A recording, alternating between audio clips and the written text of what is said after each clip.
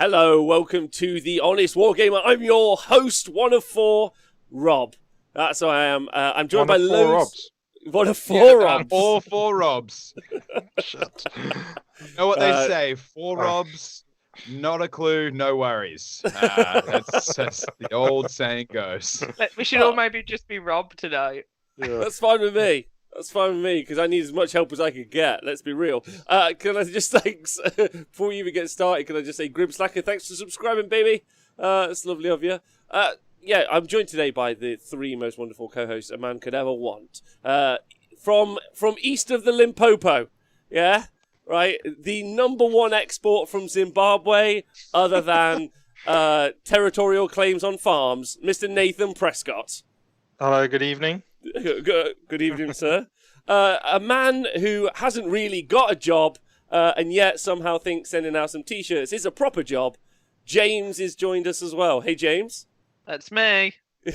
Definitely a proper job. I think And I don't know if anyone. now. I think we're over 1,000. All right, that's nice. And I don't know if anyone's noticed, but a man who I don't think has ever changed his shirt that I've ever seen on this show, not one time. I think that's the only shirt he owns. Dan. Hey, Dan, how are you? Mate, thank you for noticing. Finally, please send shirts. It's 1,000. It's like I'm not. I don't wear pants. I've got no shirts. Thank you. It means a lot that somebody finally noticed my eternal struggle to keep on my clothes. Agreed. You look great though. Like, Thank you. I try really hard. It's not effortless. I convinced someone of this yesterday. I said, look, I have one outfit. Like, done.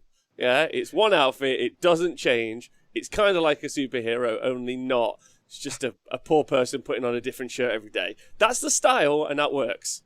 Fine. It's classic. It's timeless. It's all I've ever wanted. I tell myself. Can I just say the other show host that has joined us today is obviously the Twitch chat. Tristan's in there saying, let's fucking go. Big Goldfish is here. Big love to you. Stu Flynn. Scrivo is here. He wants an update. Swanno Rurik. Jog PLC, what's up?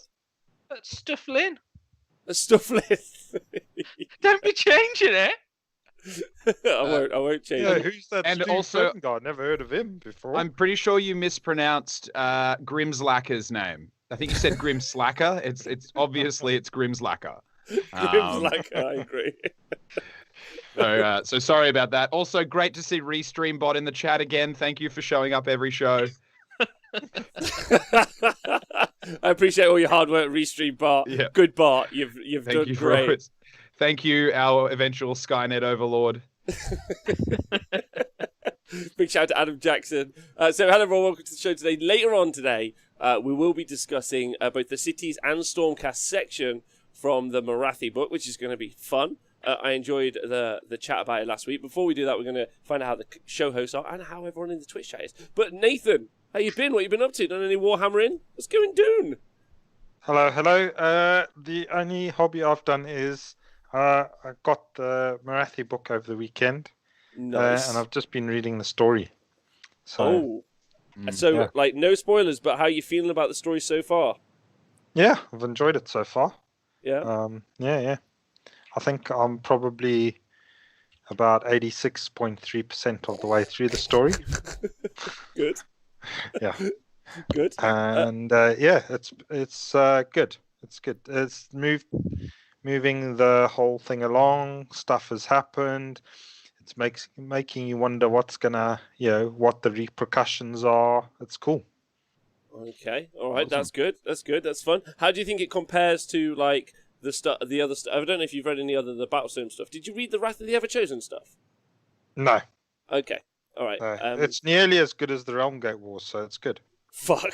It must be fucking terrible then. Like, Christ.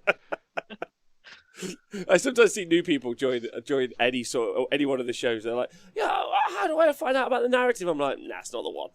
Realmgate Wars isn't the one. Don't start there. It's easier to start by just asking Facebook groups.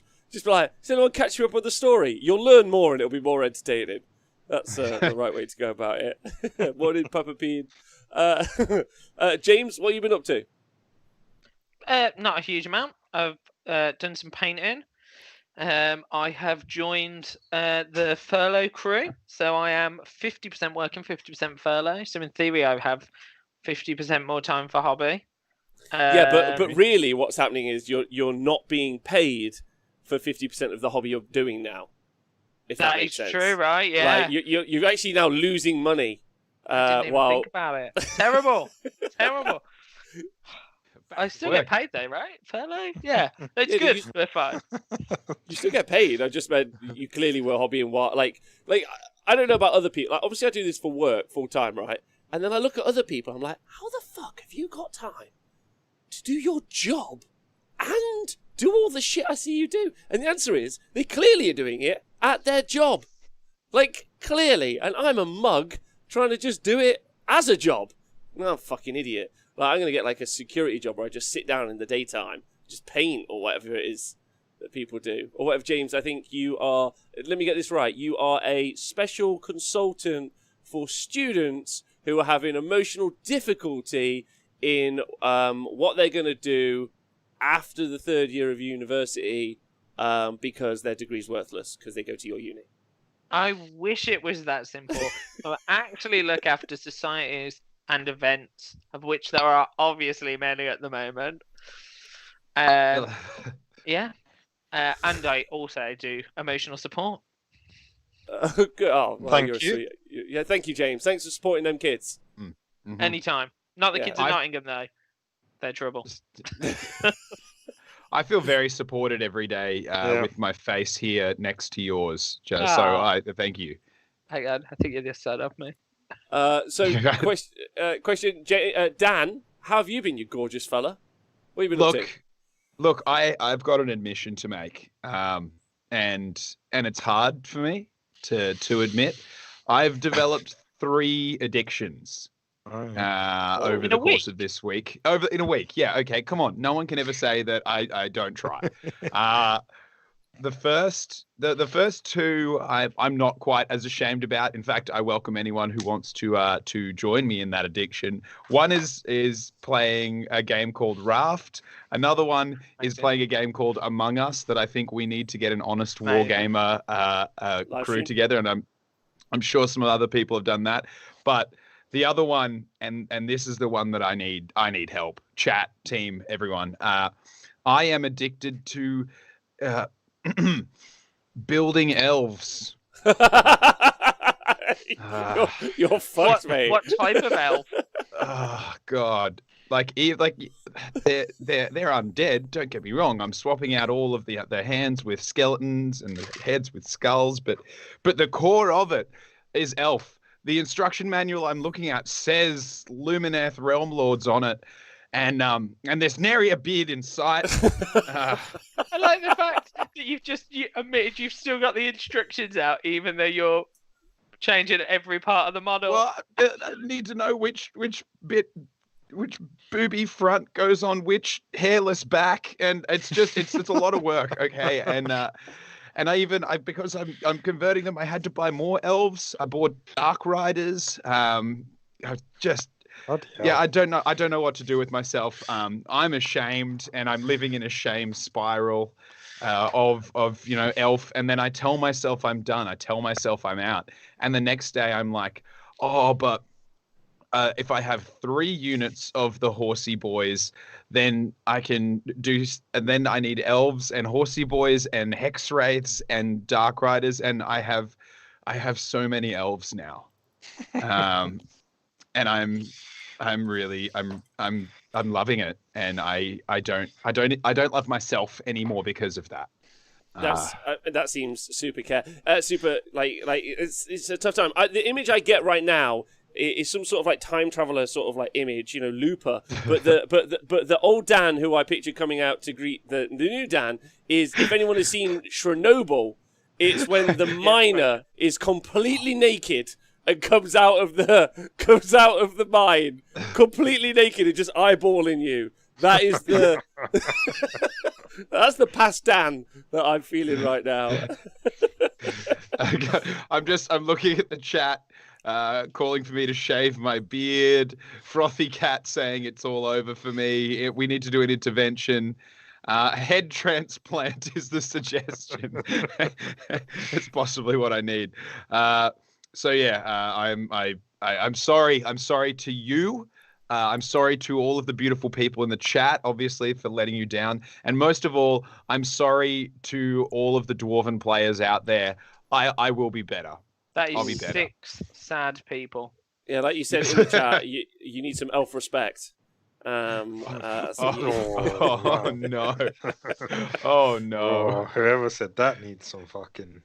elf respect. That was your favourite. That was Stuff Lynn. That's who said that. So that's my name where- is Dan, and it's been 4 minutes since I built my last elf. That's when we talk about the things that I've been doing in this last week. I've been praying for it all to end, so I don't have to look another person in the face. Like I just meet people on the street. They don't even play Warhammer. I just meet them, and they're like, "Oh, hi, how are you?" And I'm like, "Oh, hey, I'm Dan, and I have a problem with elves." And then they all walk away from me, which obviously is because they know how shameful it is. That's the only logic I can put 2 and 2 together there. I don't think it's because I'm approaching my local barista and telling them that I'm struggling building Lumineth Realm Lords in my desk. My local barista yesterday, when I grabbed a coffee, said, "Oh, Reticenti, thanks for donating some bits, bud." He said, "He's still doing that World of Warcraft, mate." And I was like, "Fucking hell, fucking hell." What level's your paladin? Yeah, I was like, he's like, the ones with the models. I was like, fucking Christ, I can't handle this. I'll cut you so bad. Yeah. It's not that it's a bad game, it's just not what he meant, which made me laugh. All right, so some news before we get on to talking about the stuff is that there's the Games Workshop battle boxes have been previewed. I don't know if you guys have seen previewed for Christmas, so that's normally where there's like a bumper box of models. There's some pretty cool ones for Age of Sigmar. There's a cool Tzeentchian one with a big bird, bunch of acolytes. There's also a really, really fun one. It's got loads of squigs and some rock guts, Nathan, which I don't know if you've seen it, but cool. it's literally the perfect box for any man, woman, or child who could ever want to play Warhammer. And then there's also there's a very cool. Pardon me. Ogres? There's a good ogre one. Yeah, Dan, you were liking that one, weren't you? I love it. I even though I have an ogre army, I might buy that box. And for those who don't know, all of the plastic ogres just about are built off of the same core body, which means that box, I haven't had a chance to really look into the sprues, but I reckon you could build, if you're building bellowers and bearers, you could probably build 6 to 8 lead belchers and 6 to 8 iron guts out of it instead of just 12 gluttons.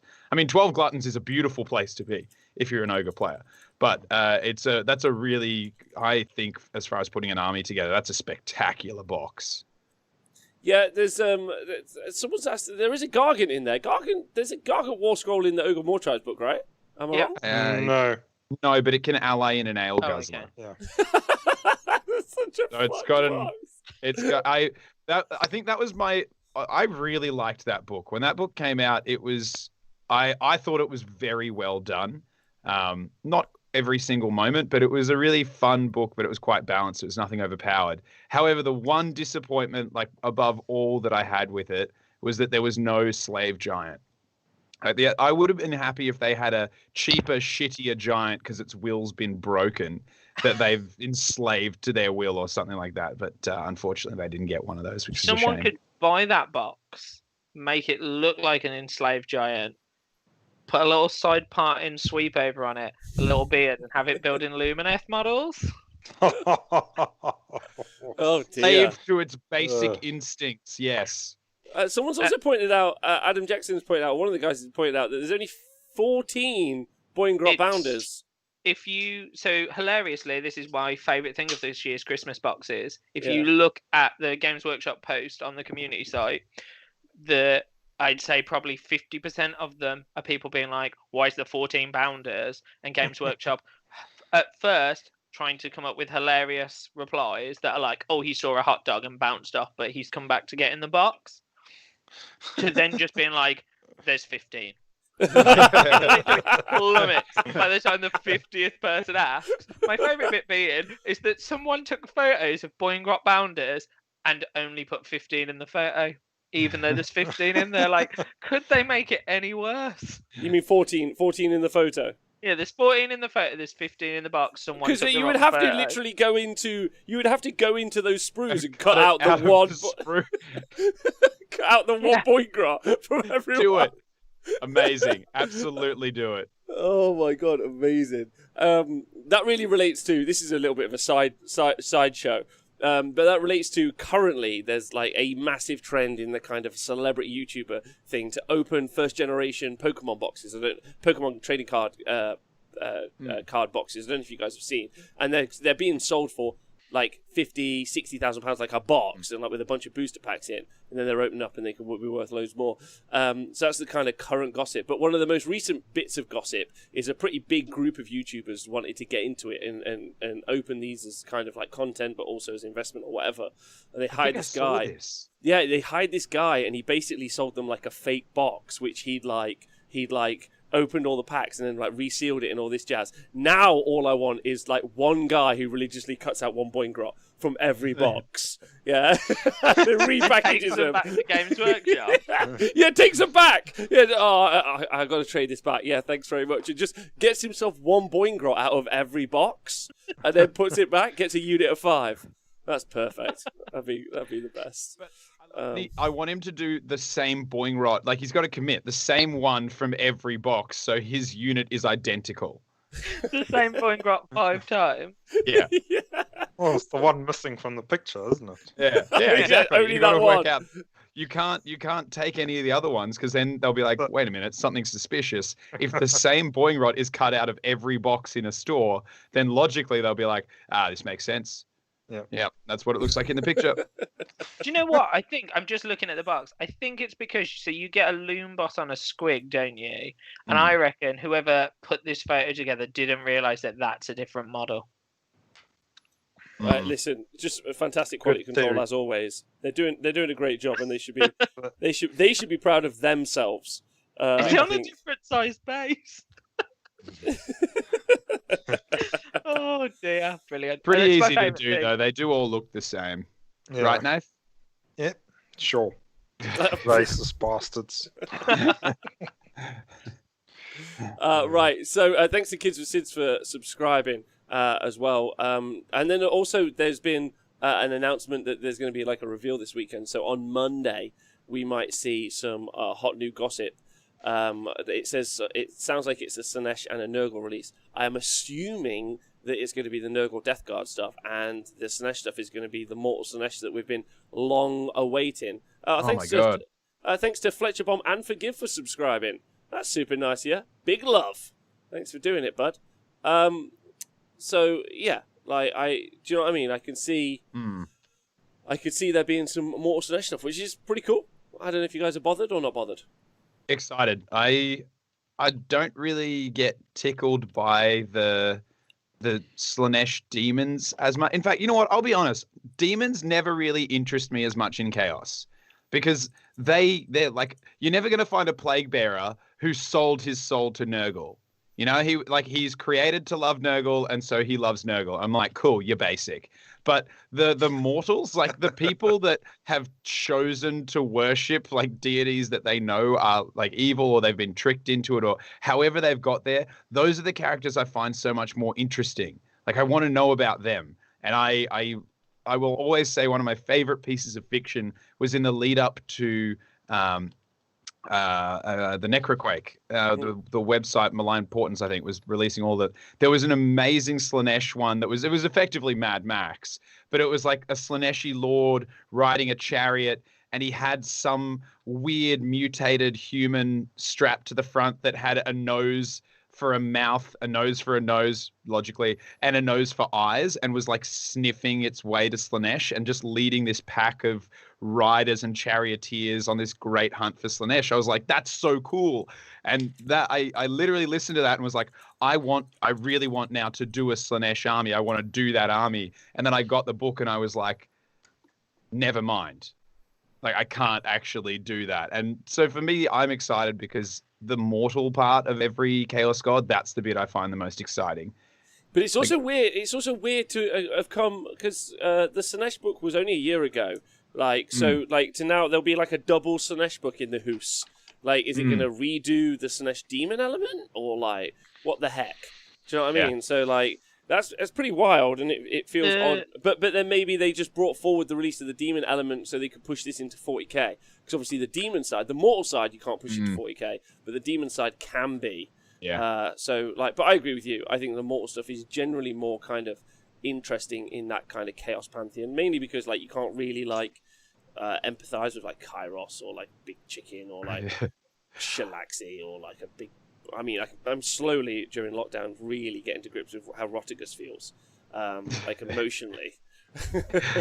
and I, judging from all of the angry Republican Twitter, they're getting to feel with how a bloodthirster emotes as well. So it seems like everybody's really just coming into a place of understanding. Oh yeah. Oh yeah, people are mad. Political hey-o. People are getting mad, but really they need to understand that I'm not even me. Like, you need to get on the train with the tinfoil hats, or don't listen to Sunday's show.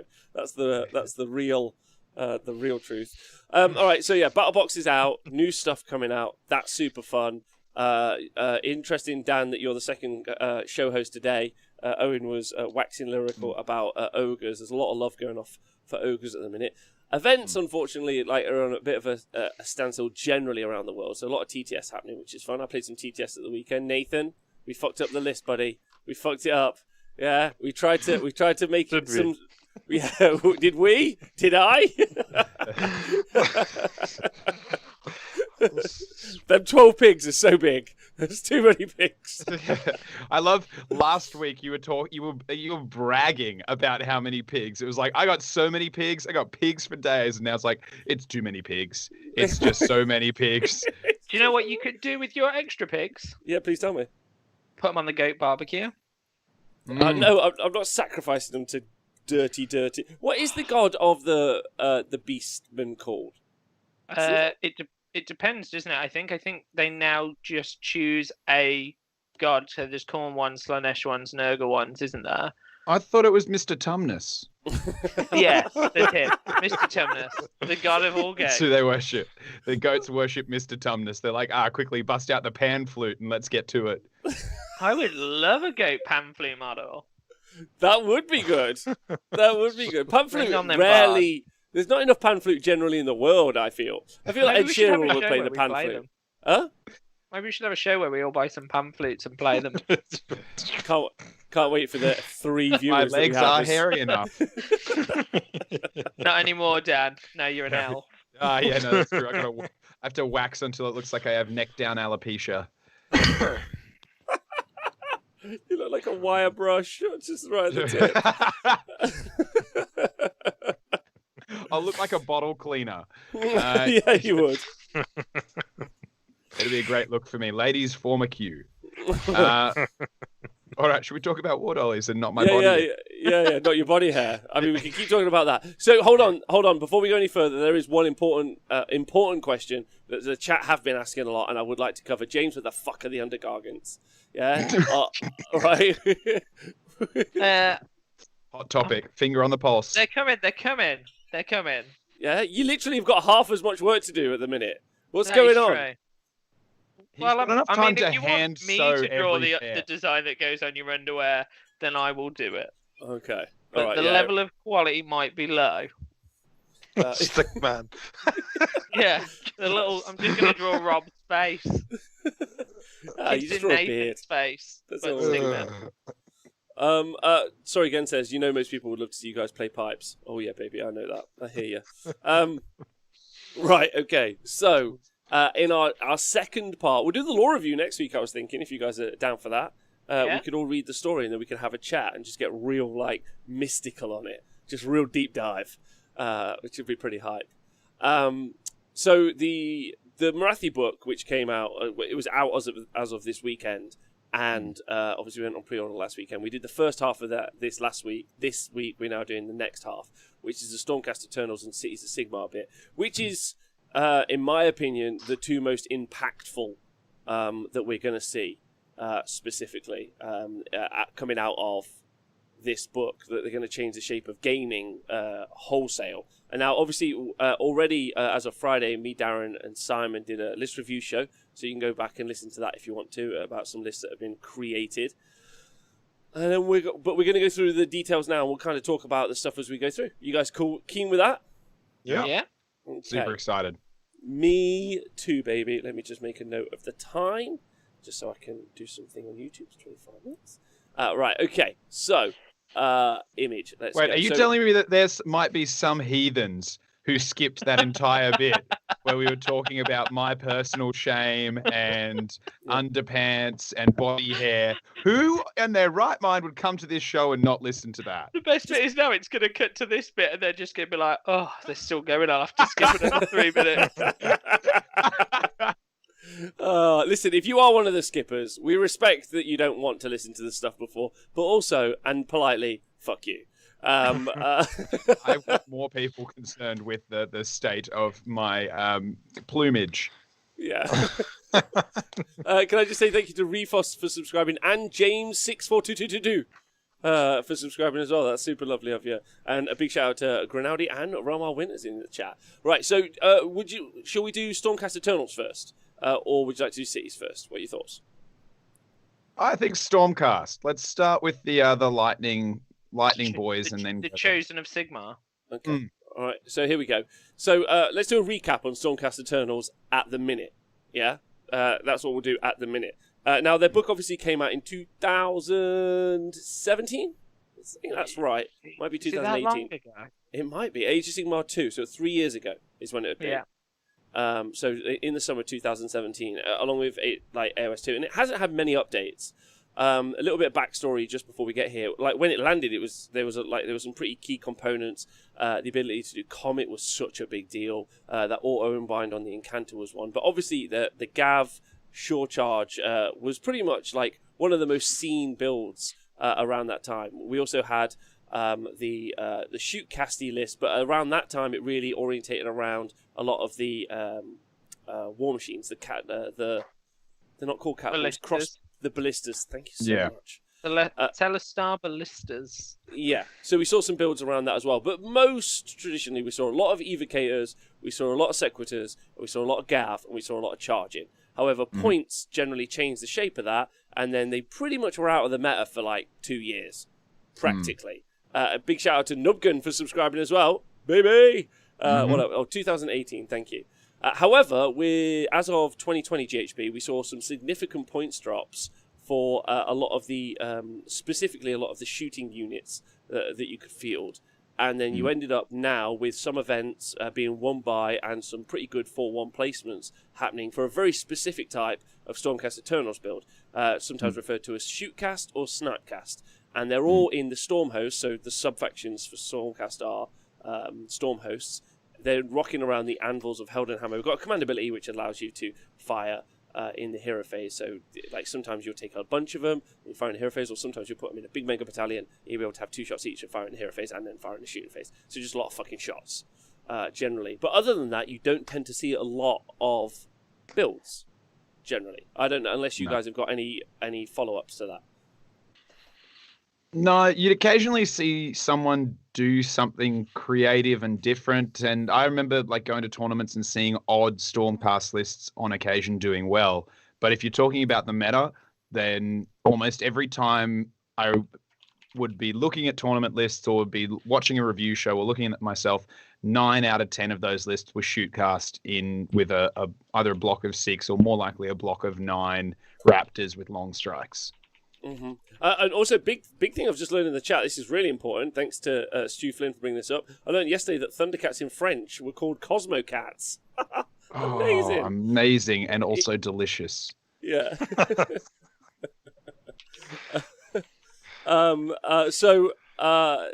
So someone's asked, can you please highlight if the Marathi book changes your army tier view for GHB 2020? Yeah, so just to blow the lead on this, Stormcast Eternals is now one of the most competitive armies in the book. Not because they are dramatically, you'll see, it's not going to dramatically change the shape of the book, but it has given them access to some pretty like significant strengths, specifically one build, very much like this. So, in my opinion, and I'd love you guys to jump in on this, your thoughts. My strengths for the army as I saw them is you generally have a good armor save for the army. You can normally save well, but they're like, I didn't put weak to mortal wounds, but I should have put that. They can deploy off board, which is a big strength generally. Not with many pluses to like charge, but deploying off board's a useful skill. They have specialized units, so they've got things like protectors or fulminators, which get like a bonus against shooting. They have like these very unique units which can fulfill a role if you wanted, like if it was only ever monsters. There's an argument for putting a lot of protectors in your list.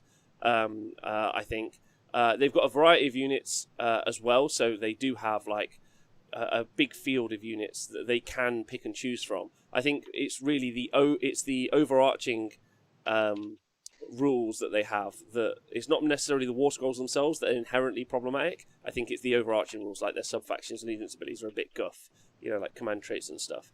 And they've got good anti-magic because they've got one of the most like common like unbinds as well, generally. I don't know if there are any other strengths that you guys saw. Two more that I'd probably throw out there. One is allies, given that they can ally in anything in order. Like, I remember when you would see a lot of Stormcast armies, and this is back pre-skink, and you like the skink change, and it was like 2 units of 20 skinks was a pretty stock standard ally for them. I know that we don't really see them allying quite so much, but I would still say it's a strength, being able to pick and choose anything you want from order. Yes, it's true. Yeah, absolutely true. And you've seen that as well sometimes. One of the other builds that you see sometimes, but it doesn't do traditionally as well, is a bunch of Star Drakes croak, and you do like mortal AoE spells. You know, like it's just spells. It's just raining mortal wounds from the heavens. Yeah. Which is kind of thematic, to be honest. Like, it's pretty rad. Big shout out to MJ Pegasus, by the way, for donating 500 bits, and Romar Winters for subscribing and telling us that the best 4 months ever. All hail the holy quadrants. Blessed be the holy undergargants. Khorne is the worst god. So I agree.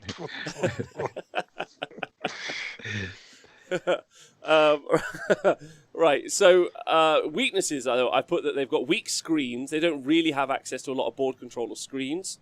They don't have any cheap throwaway units, really. And they also have, while it's a strength that they have multi-wound models, it's also a weakness that they have multi-wound models because you can't really string them across the board. So they've not really got any good board control. They've also got pretty weak casting. Like, their bonuses to cast or rerolls to cast, compared to some other armies, is like pretty lackluster, truth be told. And then they've also got very few flying units. And that's pretty key, those flying units. Because, listen, I want some flying pigs and they don't work. But flying eels work quite nicely, and generally fly's a strong rule, and they don't have that on a lot of their units generally. Well, they have what are the flying units called? Aether Wings, protectors, not protectors, prosecutors. Prosecutors, terrible, absolutely Harbingers. terrible. Yeah, they are. And they've big been shout out to terrible Mamdare in the chat. since they came out.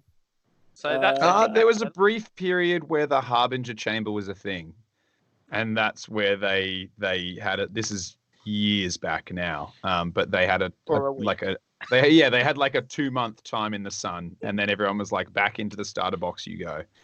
I just want. Can I just answer a question in the chat, Dan? Yeah. No, sorry. You make your point. Sorry. No, go, because mine is just adding a weakness to one of them as well. No, do that. All I was going to add into their weaknesses, or at least for me, is that they often rely on a linchpin unit or ability. Like I think it's disappointing because I think Stormcast could build very awesome toolbox army lists, but they usually go for a win condition list, and it means that they rely on one thing. So, like for instance, the shoot cast in Anvils of Heldenhammer, relying on like teleporting the unit into position to shoot in the hero phase. If you kill the Relictor or the General or whatnot, or I remember facing off against a shoot cast list in Total Commitment, and I realized it's one specific mission, but once I'd killed off the hero, I was like, oh, okay, this is nowhere near as scary as it used to be. And I think that for me is where I see, like, you pop a linchpin unit in that army and they lose the force multiplier really quickly, whereas other armies I think are better, like Grot, spread their buffs and their multipliers quite thinly, so it's really hard to pick and choose where to knock out the the biggest buff piece. Agreed. I think that's. I think there's something to be said there. Nathan, you got any thoughts on this? Yeah, no, I think what Dan was saying is quite true. They are an elite army, so they do struggle to perform multiple roles, really. Because although they are elite, they seem to be fairly specific in what they're doing. So they're not very good at trying to do loads of things. So I agree with you. I think one of the things that they could do really well, again, I don't think it's the war scrolls themselves necessarily are problematic. I think it's more top down. If they did something like with Seraphon, like Basiladons are fine, but when they can shoot twice, they're brilliant.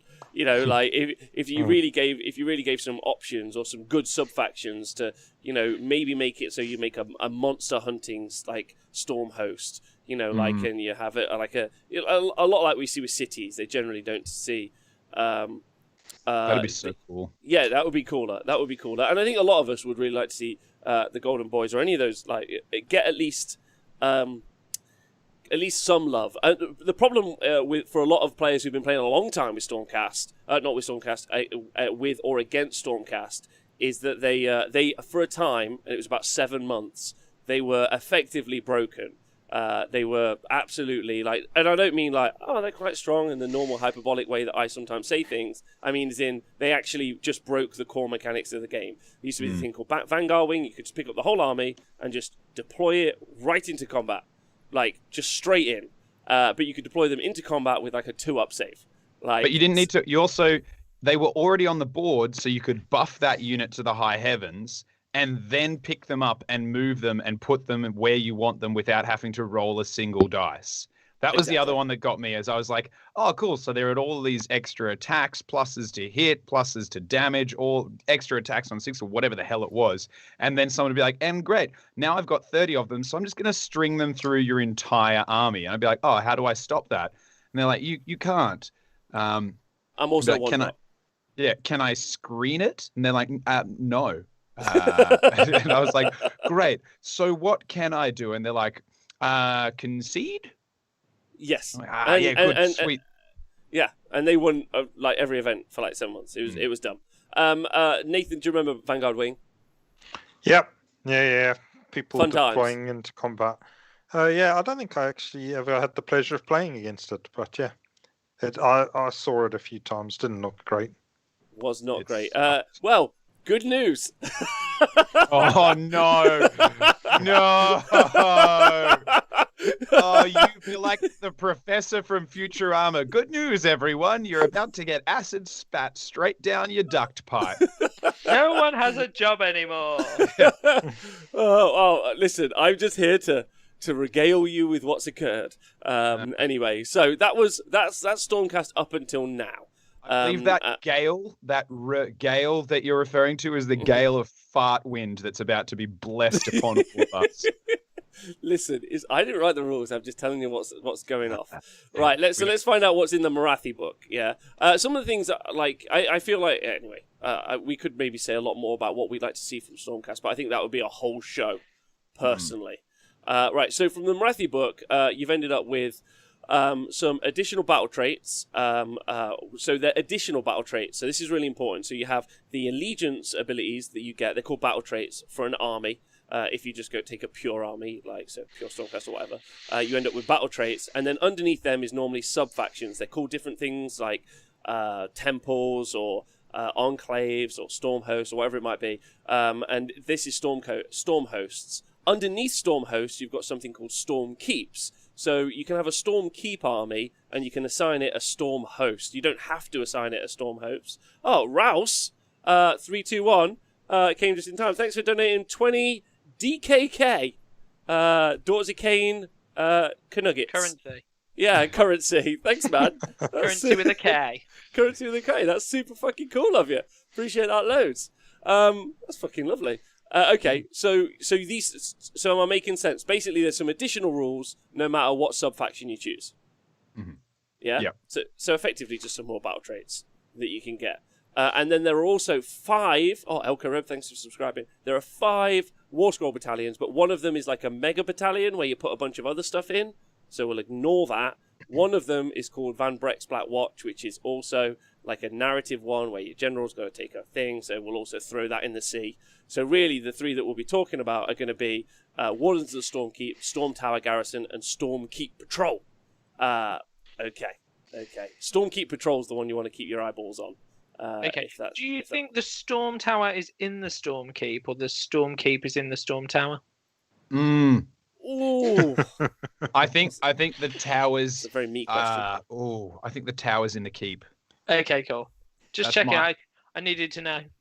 Yeah. So that's why I've only put like 4 of them on there, because you can take these 4 new ones. The narrative one won't make it into match play, so I'm not talking about it. So, I'm not. I saw someone online the other day. I actually went on Twitter today. Someone was like, "Have you seen these specific things that have been described as narrative? Do you think we should put them in match play?" I'm like, no. They've specifically said these are for narrative. The fuck? Anyway. No, but Rob, every time I go to buy new clothes and they're like, these are pants, I'm like, buggier hat.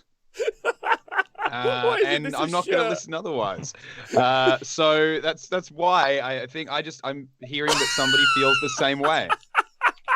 Can I just say thank you to Nathan's OnlyFans for resubscribing? But apparently Nathan's OnlyFans has subscribed for 6 months and I've never noticed. Who the hell are those? What a great account. What a great account. You're welcome. I thought that was us. I didn't think that's not me. Oh, that's amazing.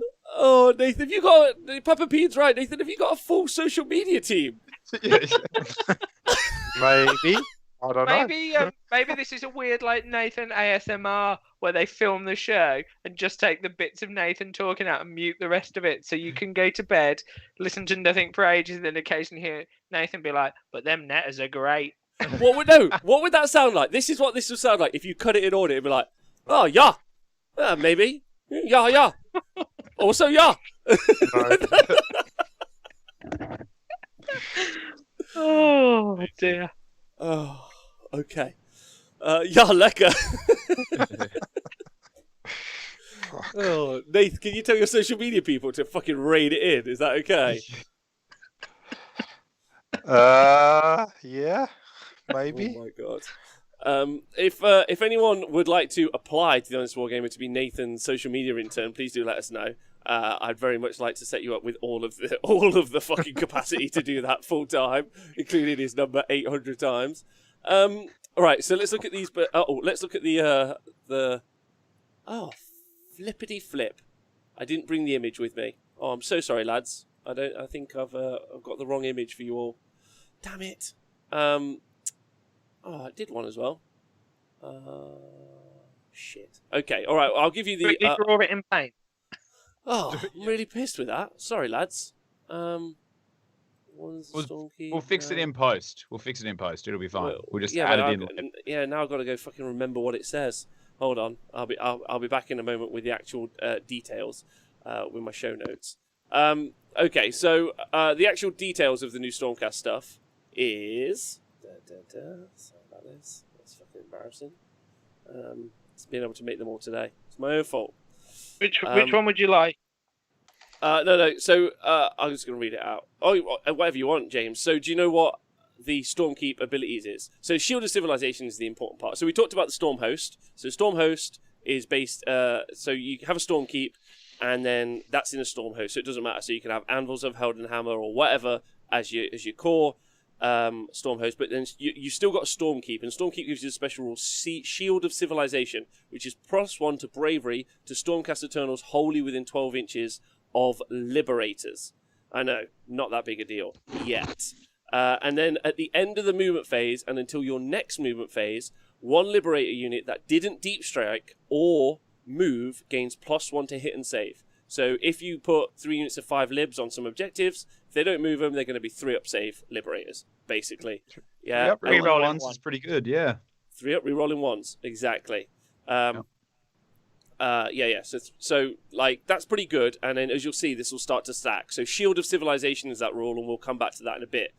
Then they've also got this thing called Mortal Auxiliaries, which is super sweet, which is kind of a flip of what you get for Cities of Sigmar. So 1 in every 4 units in a Stormkeep army can be a Cities of Sigmar army. Cities of Sigmar unit with +1 bravery. And then you can use command abilities on mortal units as if Stormcast, but not Stormhost. Now, it doesn't say that in the rules if you read it out. But what that means is, because they gain the Stormcast keyword, which is sweet. So if you've got a command ability that affects a Stormcast unit, then that's sweet. A Stormcast unit can run a charge. A Stormcast unit can whatever it might be. However, they don't gain the Stormhost keyword because that's done at assignment to a unit, right? So that means that you wouldn't get a unit of, let's say, Dark Shards who are... they would have the Stormcast keyword, but they wouldn't have the Stormhost keyword, so you wouldn't be able to make them shoot twice because they're not anvils of Heldenhammer, they're just Stormcast. Okay. Does that make sense? Yep. Sweet. Sweet So potatoes. they don't actually gain the keyword, but you treat them as though they had the keyword. Yes. Yeah. Yeah. Fair Does that make enough. sense? Yeah. So, Everyone's so- a but Stormcast there's- now, kids. There's not a Everyone's- lot of command, and it's only command abilities though. It's not other abilities, is it? you can. Yeah, it's only command abilities. Yeah. So Can I there's make- not a lot of command abilities that are affect only Stormcasts. A lot of them are very specific to different types of units, like only Sequitors or Evocators or whatever. Yeah. It's really quite limited. Yeah, so it doesn't really buff a lot of stuff. I think. No, but it does mean that you can do that thing where you bring a bunch of key pieces in. Specifically, as we talked about, one of the weaknesses that Stormcast have is their ability to buy cheap screens. Well, now you can buy some pretty cheap screens, which is quite nice, if that's what you wanted to do, or backfield objective holders. Obviously, things like Luminarch see loads of play. Not Luminarch, sorry. Hurricanum see loads of play because of their +1 to hit aura, their ability to cast. Simply the Rob, thanks for subscribing, baby. Can they pile in and keep the buff, says Zirak. So it does say if they move. James, have you got the exact wording? Does it say move or normal move? I haven't got it in front of me. I've got it. Yeah. Oh, In Nathan, addition, at the end of your movement phase, you can pick any friendly Liberator units that did not move. So it's at the end of the movement phase, so they can then charge and pile in because that's after the movement phase. Yeah. And we're not set up in that phase, and so they will stand fast. So it's only if they move or Deep are shot. set up in the movement phase. So if they've done other movements in, say, for instance, the hero phase, then they're fine. You can still make them stand fast. Also, thank you to Grenade pointing out the Hurricanum only actually now buff Cities of Sigmar units. I forget that. They don't buff other units, so appreciate that tons. It's super sweet of it. So pretty cool, really. Like, there's some really, really good changes. They make Liberators more scary, which is great for now until we get onto the next part of the story. But like that's cool. And then also the ability to ally stuff in is also cool. Like, but it doesn't count as ally. So I think that's nothing but like a bonus. And it also narratively fits super well. Like, I fucking love that. I think that's wicked. Yeah. Do you think there's something interesting about that designer's note at the end there? Tell me. Where it says, the rule allows you to use a Stormcast Eternals hero to issue a command to a Cities of Sigmar unit instead of or as well as a Stormcast Eternals unit. Note, you cannot use a Cities of Sigmar hero to issue commands to Stormcast Eternal units. So interesting. Yeah. it's just an interesting way of saying that. So is that maybe something to do with another edition of Aegis? Yeah, future-proofing. Because, I mean, obviously, normally heroes can still issue commands to allies, even if it's just the basic Battle Shock Immune command. So now you can't use like a Cities of Sigmar guy to spend a command ability to make them immune to Battle Shock. Is that? Yeah, which where previously you could. Yeah. Is that something?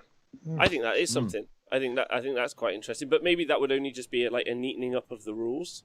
You know, like an allied in hero in your army potentially can't say.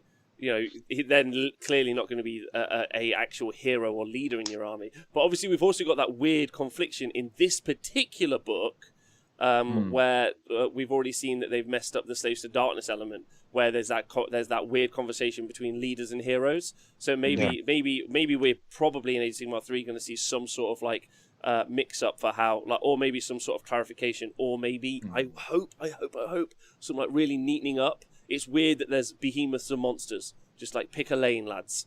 Like do one or t'other. Yeah, like leaders. One big and one scary, or some of both. Yeah. Or just randomly have some units that have an ability called fear, and then others that are terrifying, and just be like, oh yeah, it's like being more scary than scary. So just a Warhammer Fantasy reference for those who used to find that incredibly frustrating.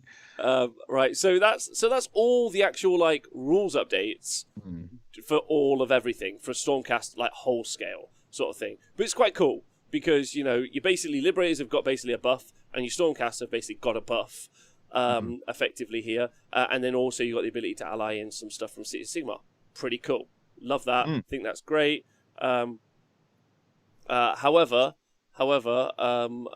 then we're going to talk about the battalions. So we're going to skip Van Brex, because fuck that. And then we're going to talk about these in order. So we're going to do Wardens of the Stormkeep first. So let me read this out for you. So it's 160 points for this. It's got one Lord Celestant. It's got 2 to 5 Stormcast Eternal heroes. And it cannot include any monsters, so you can't take a Star Drake in this. And then its abilities are 1d6, so the ability that you get for this, which is cool, so you can basically stack it up with heroes. Wardens of the Stormkeep, it's a hero one, just loads of characters, and then you roll a 1d6 in each hero phase, and on a 5-up you gain 1 CP, on a 2-up for the general you gain 1 CP. So if you had 6 characters, like one of them would be a general and the rest you'd roll a 5-up for. So basically you can just generate tons of CP for this for 160 points.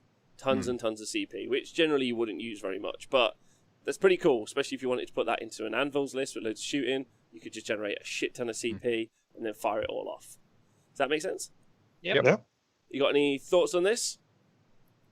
I feel like it's leading down to a dodgy garden path. Potentially, but normally, like when you saw the shootcast list of yore, they already were able to start off with like 4 CP anyway, because they're taking like 3 battalions and whatever. And it's only in the first hero phase that they can do that. Oh, is it only the first one? Yeah. Okay. All right. Well, that's even worse then. So at the start of your first hero phase, all 3. So it's the Wardens of the Stormkeep. That one. Yeah. Okay. So like, I don't think there's much to talk about that. It's fine if you want to generate some CP, and if you happen to have a bunch of characters and you want to try and lower your drops. Well, it also gives you an excuse to just use one of the 54 Stormcast heroes that I own. It's true. Now, the next one, the Storm Tower Garrison, is 160 points. Is 1 Knight Vexilla. 2 to 4 Liberator units, so you can put your battle line in there. 1 to 2 Paladin units, which is cool, and 1 to 2 Justicar units, which is sweet. And abilities that you gain from this for 160 points. So you can make a pretty prodigious 1-drop if you only wanted 1 character for some reason out of this. Paladin Justicar units from this battalion, wholly within 12 of any Liberators, can use the Shield of Civilization ability. So if they also don't move and have a deep struck, they'll get +1 save. Yeah, and then obviously when you've got something like you've got things like Staunch Defender, you're able to add +1 to that as well. Does that make sense? Yeah. Yeah. I get +1 to save, but also +1 to hit as well. Yeah. +1 to save, cool. +1 to hit, which is and cool. It's not just melee. Huh? Not just melee either. That's very concerning with ranged units getting +1 to hit and Woo! save. When they hit on a 2 or whatever, anyway. Yeah, it's pretty good. It's nice to see, and it is. I mean, a Knight Vexilla is not the only hero you want in a Stormcast army, but it's cool to see the ability to kind of make basically a Stormcast 1-drop. Yeah, well, it doesn't matter. Because, like, I don't like. We could talk about this forever, but it doesn't really like. It's not that we couldn't have a really positive conversation about it. We could. It's cool. You build some cool armies around it. I like the Shield of Civilization ability. I think it's sweet. What are Justicar units? So there's some interesting keywords. So Justicar, like long strike crossbows, are Justicars. If you're interested, they've got the Justicar keyword. I'm pretty certain. Let's double check. So there's some odd keywords. And I think they've always been there. We've just none of us have paid attention to them. The words, those words are based on the like micro chamber they're in. So it's basically any archer is a Justicar. So it's Castigors. What do you mean? Terrible unit. Absolutely amazing units. How dare you? The Judicators. Judicators and are the Hurricane crossbows and the long strike crossbows. Yeah, like for instance, prosecutors have the Angelos keyword, and none of us have ever paid attention to that. Although there is a battalion for that.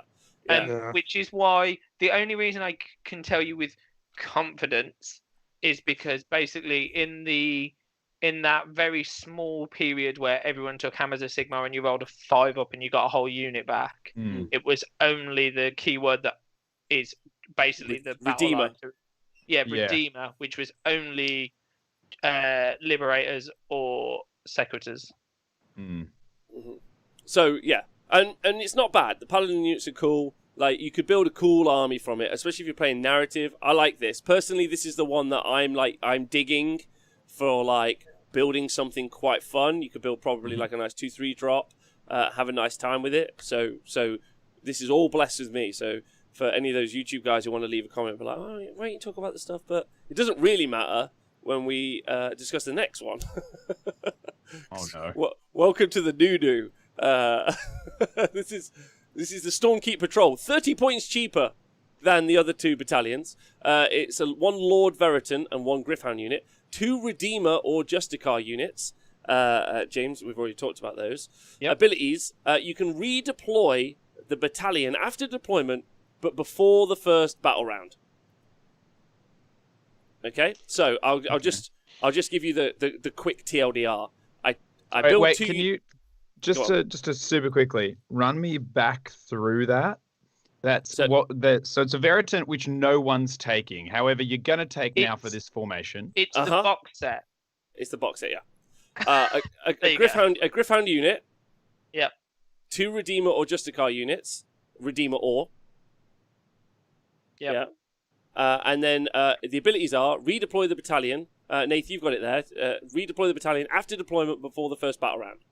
Yeah, so you can remove all of your units from the battlefield or from this battalion. And if you do so, you must set up the Lord Veritant from the battalion anywhere on the battlefield, more than 9 from enemy units, and then set up the other units from that battalion wholly within 12 of that Lord Veritant and more than 9 from enemy units. Piss off. So that's before the first battle round. So then come the first battle round, they can still move and do stuff?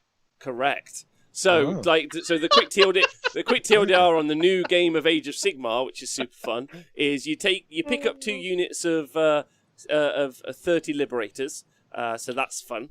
They've got a 3-up save. Don't forget, because you didn't move them in this turn, if that makes sense. Yep. So you redeploy them, and then you just net the whole enemy army in with your 2 units of 30 Liberators, which is 60 wounds, by the way, on a 4-up save, not including Staunch Defender, which you can put on the Veritant, so it's a 3-up save. It's a 3-up save, and plus Staunch Defender, it's now a 2-up save. You nailed it. But what do Liberators do? What do Liberators do, James? What do Liberators do? Reroll ones. So perfect. So basically, pick up 3 units, deploy them outside your opponent's entire deployment zone, 2-up save, rerolling ones, and then you just fucking slide home. That's what you do. And it's nice. It's really nice. Because what we've all wanted to see is Liberators come back. And we all missed Vanguard Wing. It's not as bad as Vanguard Wing. And it's pretty fun. You got any thoughts? And the thing I hate about that as well is it's before the first battle round. And given that this is probably going to reduce your drops quite heavily, you can then turn around and be like, and I'm going to be going first. And do you know, my favourite thing about this is that it removes whenever you're playing a game with that, you are removing any like intricacies to deployment, because the range on adjudicators is like 24. Mm-hmm. So you can literally just be like, oh cool, there's my liberators, they've boxed you in 12 centimeters, 12 inches back, there's my guys that are going to shoot you, there's my hero, he doesn't really matter. Can I get a free grip hound. Dan, Can that's I whatever you ask- like. I got two questions. The first is, do they still get those buffs if they charge, or is it only if I thought the first question was like, how dare you? yeah. They still get the buffs if they charge, yeah. They do. But So you not could also Staunch have, Defender. but they could have Garviel short charge there to get a 6-inch charge, and still be a 3-up rerolling ones +1 to hit. Correct? Yeah. Yes, So they sir. don't need to Good. move. Yeah. No, Great. it's more complicated though, isn't it? So they could, but if that's your method, they lose Staunch Defender if they charge, but they'd still have the +1. But to keep Staunch Defender, you have to have all your models wholly within 9 of the hero that's used it. So you'd have to have those charges work well enough. But to that, then see, drop at the that next point in time, I'm not too worried because you get one unit in first, and the other unit is wholly within 9, right? So the first, because you go, I'm going to attack with these guys first. So if 30 Liberators with +1 to hit doesn't delete whatever they're looking at, then I deserve to lose. And the other unit will be wholly within 9 of, like, if you wanted to go that way. But the other one that just jumps out to my head as well is, what's the maximum unit size adjudicators? 15. Cool. Yeah. So you could just drop 30 adjudicators along your opponent's line and be like, turn 1, I shoot out whatever the hell I want to die. Tim Martin There makes a great point. Also, I want to say big shout out to Tim Martin for always watching. So place them on the table, all of the units in the sky, then just redeploy the whole battalion. It's be like, lol jokes. Yeah. That's fun. I'd also like to bring your attention to another sweet-ass unit called the Vanguard Raptors with Hurricane crossbows, which we've rarely seen in our lives. Yeah. Because they only move 5 and they only shoot 18. However, they got 6 shots, hitting on 4s, winning on 4s. No rend, 1 damage. However, you can add 3 to the attacks characteristic of the unit's Hurricane crossbows if this unit did not move in the movement phase at the same turn. So that's fun. So that's 9 attacks per raptor that you can do. And you can just drop them down the turn before and then just bam, which is fun. With the +1 to hit, obviously. Of course, Nathan. Of course. Yeah. And as for Giv says in the chat, you can play 2 of this battalion if you really wanted to fuck about. Yeah. So you can have a Veritant, Gryph-hound, the 2 units, if you want, of Liberators, and then behind them, just all your Raptors with the long strike crossbows. And they're back, baby. What we also missed, and now I've lost the comment to call out who put it in there, was that the guy with the lantern that we never see can give you +1 to save. Yeah. Zerhak pointed out. Thank you very much. So you could get people on a 1, rerolling 1. Yeah. And also to Grim Slacker for pointing it out. And not forget, we've not even pointed out the fact that I could put this in Anvils of Heldenhammer. So that unit of Vanguard Raptors who has deployed outside of 9 inches but within 18, and it hasn't moved, can fire in the hero phase and then in the shooting phase. So it's not actually 9 shots per dude. It's actually 18 shots per dude. I also have a great story for you too. Yeah. Just for Dan. So Dan, if you could look straight into your camera for me. Yep. All right. Just give me a second. Okay. Yep. Okay. And go. So I lied to you because I was wrong. Because you wanted to hurt me. I get it. Can come in 20s. So you could drop 40 Judicate. I mean, it's 560 points for 20, so it's quite expensive. Wait, sorry, I do actually just needed to confirm something else as well. Yeah, I get it's quite expensive. This is the formation that also has Gryph-hounds in it, right? Yep. Yeah. You can redeploy the Gryph-hounds then as a screen in front of your shooters. Big shout out to Rabbit Bunny pointing out that not 18 shots, you don't get the bonus shots in the first hero phases. You have not had a movement phase to not shoot. That's fucking weird. Hold on, let me read it. subtract 1, add 3 to the okay. If you don't move in the movement phase of the same turn. Okay, so you don't worry, Dan. It's not 18. It's only 12. It's only that's it's only only in 15. That's only in the shooting phase round. You know what? It's early, but I'm gonna go get a drink. Fuck that. But you take. I mean, I still think you'd take standard duties anyway, because the exploding bows, you'd have 4 of them. No It's bollocks! I want fucking 15. I want 15 shots a dude. How much? Does anyone know what? I need to go war score builder this. Hold on, let me do some Vanguard Raptor points. Now, obviously, I haven't put this this list together specifically, and some of this stuff you maybe can't get all of that together, but it's pretty good, especially if you took a double battalion of it. I reckon you can get 2 blocks of 15 Libbies, 2 blocks of 20 Judicators. I think.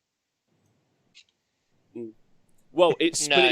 but it's strong, and the important point is that you can just deploy all of this crap right in your opponent's face turn 1. And yes, their whole army can hit you, yeah, but it also means they're not going for any of the objectives, yeah. So it really becomes a question of, can you push out beyond, like, can you push 120 wounds of I've done that right, 120 wounds of liberators out of your deployment before you fuck off somewhere else? Do you know what I mean? Like, do you have the ability to do that? So I've got a list. So if you wanted to just one drop this, and there is some changes. So you could mess about with the. You can't the one drop it because you don't have enough. Oh no, you could take what's it called? Judicators, couldn't you? As battle line. Judicators of battle line, yeah. So if you wanted, you can take just the Lord Veritant. He's 110 points. You could take 15 Judicators, 420 points. 20 Judicators, 560 points. 20 Libs, 360. 15 Libs, 270. The Battalion, 130. And 6 Griffhounds is 120 points. So it's 1970. So you might even get a Triumph. So what is it for? That's for 2 battalions. So no, that's just 1 battalion. So it's 1 battalion with 1 Lord Veritant, 15 Judies, 20 Judies. Oh, it's 2 Redeemer. It's 2. You can't have your third battle line in this battalion. So there's that to say that it's not the lowest drop army in the world. But like, you don't even necessarily need to do that. Like, if someone's got, it's strong is the point that we're trying to make. It's very, very strong. Like, is it game breaking? Maybe not. Is it oppressive? Very much so. It's going to be awful. It's going to be awful to face in some situations. Okay, I think I've got it right. Oh no! I think just stop doing it, James. Stop doing it, baby. James. Dan's got it. Dan's got it. Dan's done the math. Dan's done the math. So yeah, it's strong. There's a whole bunch of really good stuff there, especially as a lot of those units came down in points in the GHB 2020. And it really puts Stormcast back on the map. Shootcast is still just as viable, doesn't change in any way, shape or form, but this particular battalion is now going to give a massive boost to Stormcast and puts them, in my opinion, right in the top tier. Puts them straight into the S tier because they're able to just play a game no one else is playing at this point, and it's pretty obnoxious, truthfully. If I may, I have some feelings. Oh yeah, go for it. I want to hear them. I'd love to hear them. Please talk to me. So I wouldn't hate this rule if the units that could use it were like scouty units. You know, if it was for some Vanguard, whatever they're called, the little dudes with the choppy axes and the mini bows, and it was like a 5-man unit, you could teleport like your little scout unit. But the fact that it's like, turn 1, a huge army, we're just not going to not do the movement phase for the first 3 turns of the game where we'd normally be doing that. We're just going to skip that and be there. It's literally like you're going, I don't want to play a 5-turn game. Maybe that's it, though. Maybe we're going to turn around in the next GHB or whatever, going to be like, games will be played over 2 turns. And then that's maybe where they're working towards. It upsets me so much. Dan. Why would you play this game? Dan. Yeah. Yes. They deploy in lightning. They haven't got time for your 5 turns. Yeah, or it's true. walk in. Yeah. James has got it. Lightning bolt. So, okay, but here, let me ask you this. When was the last time that you saw a lightning bolt that was just a direct pure one single strand beam of light, or does it not fucking crackle all over the sky like point. it's a Karen in a shopping center deciding what type of ketchup to buy? Like it's just like ah! For me, like when they lightning deploy down, they should be anywhere. Or if there's a big piece of metal, well, guess what, dickhead? That's where you guys are now. Because and like if you want to mess with Stormcast, all you need to do is hold an umbrella up. And suddenly they're all deployed around Mary Poppins off to the side somewhere because she was the only highest metal point in a goddamn lightning storm. Dan's so angry. He didn't even let me answer his question. I don't. Because my answer was yesterday. Yesterday, you saw a beam of direct light as opposed to lightning. Yeah, that's how I went to the shop. Yeah. did you see God, James? Is that what Yeah, I'm a Stormcast. Oh, no. Here I am. That rule really upsets me. I actually don't mind the idea of doing things to make Liberators cool again or play with it or change up the formula. Or I don't even care if we give them something really kick-ass and strong. But I hate the idea that all we're going to see is someone going like, turn one, and they've deployed, and they're like, okay, so here's the thing. I choose. So before you're going to do anything, I'm going to be on you. And usually this would result in me being arrested in polite society. But as it goes here, I'm just going to play my game, and then we'll see if enough of your army survives for you to play too. But probably not. It's a non-interactive game, and it bores me. And I'm like, oh, that fucking. Yeah. Anyway. Yeah. Anyway, drinking. I'm drinking. It's We'll okay. No, listen. YouTube guys are about to leave a comment. Already don't give a fuck about your opinion. If you in any way disagree with Dan, I want you to know that. But love you. Thanks for being here. Not Noops. Noops is allowed to say whatever he wants. It's super strong. It's really offensive, but it really does tie into a kind of core mechanic that we often see in Age of Sigmar that Games Workshop don't get. They've done some really great things. Like Ruskull, thanks for subscribing, by the way. They've done some really great things. They've really been able to like hone in on being able to understand how sub-factions will make an army differentiate itself inside of a book. I think that they really should get some love for that in some ways. However, they really don't value teleports. Like, they don't understand it. And this is a teleport that happens before the game. And what's interesting is, this teleport is 30 points cheaper than the other two battalions. Yeah? Like, it's wild that they don't connect those up. They don't connect those up, I don't think. And I think it's fascinating. Dan, I think everything you've said is right. If it was a redeploy in your own deployment zone, I would still be upset about that because I'm like, oh, cool, you just said deployment's a thing, planning deployment and matching your opponent is a thing. Nah, actually, never mind. You just get, like, what's the point of that rule? Because then you should just be like, you don't have to deploy this until the very end. Like, Yeah. like that would be the same rule. Effectively, it's like you get to see your opponent deploy first, and then you get to move your shit around. Oh my God, stop taking away phases of this game that make this game tactical. We're playing chess. Oh, where are the squares? Squares? What? No, we just throw pieces at each other until one of us knocks the others off the board. Whoever wrote this battalion, Great guy. if they come out and admit it on Twitter and tag me, Pal106, I will buy them at least 50 beers just for winding Dan up this much.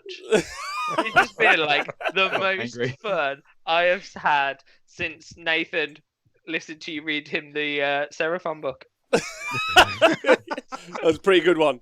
It was really good. Now listen, Dan, don't worry, because if you played a mirror match and you took the one-drop shoot cast, maybe you could just shoot that fucking Veritant turn one. Probably not, because they still get to redeploy and zone you out better than any other army in the game. Fuck. KO, don't worry. Go first with the KO. Drop down the KO guy, shoot the Veritant. Oh no, because it's before the game starts, so there's nothing you can do about it. And they can zone you out, like, even if they get to go first, like, because they can literally string out a huge fucking unit of 30 Liberators. Hold on. Let me think it through. One moment. Let me think the problems through, because sometimes we get accused of not thinking the problems through. So I can't shoot them off early before the game starts. Okay, right. I'll try and can't spell it. Fuck. I'm thinking through the problems. I'm going to think it through.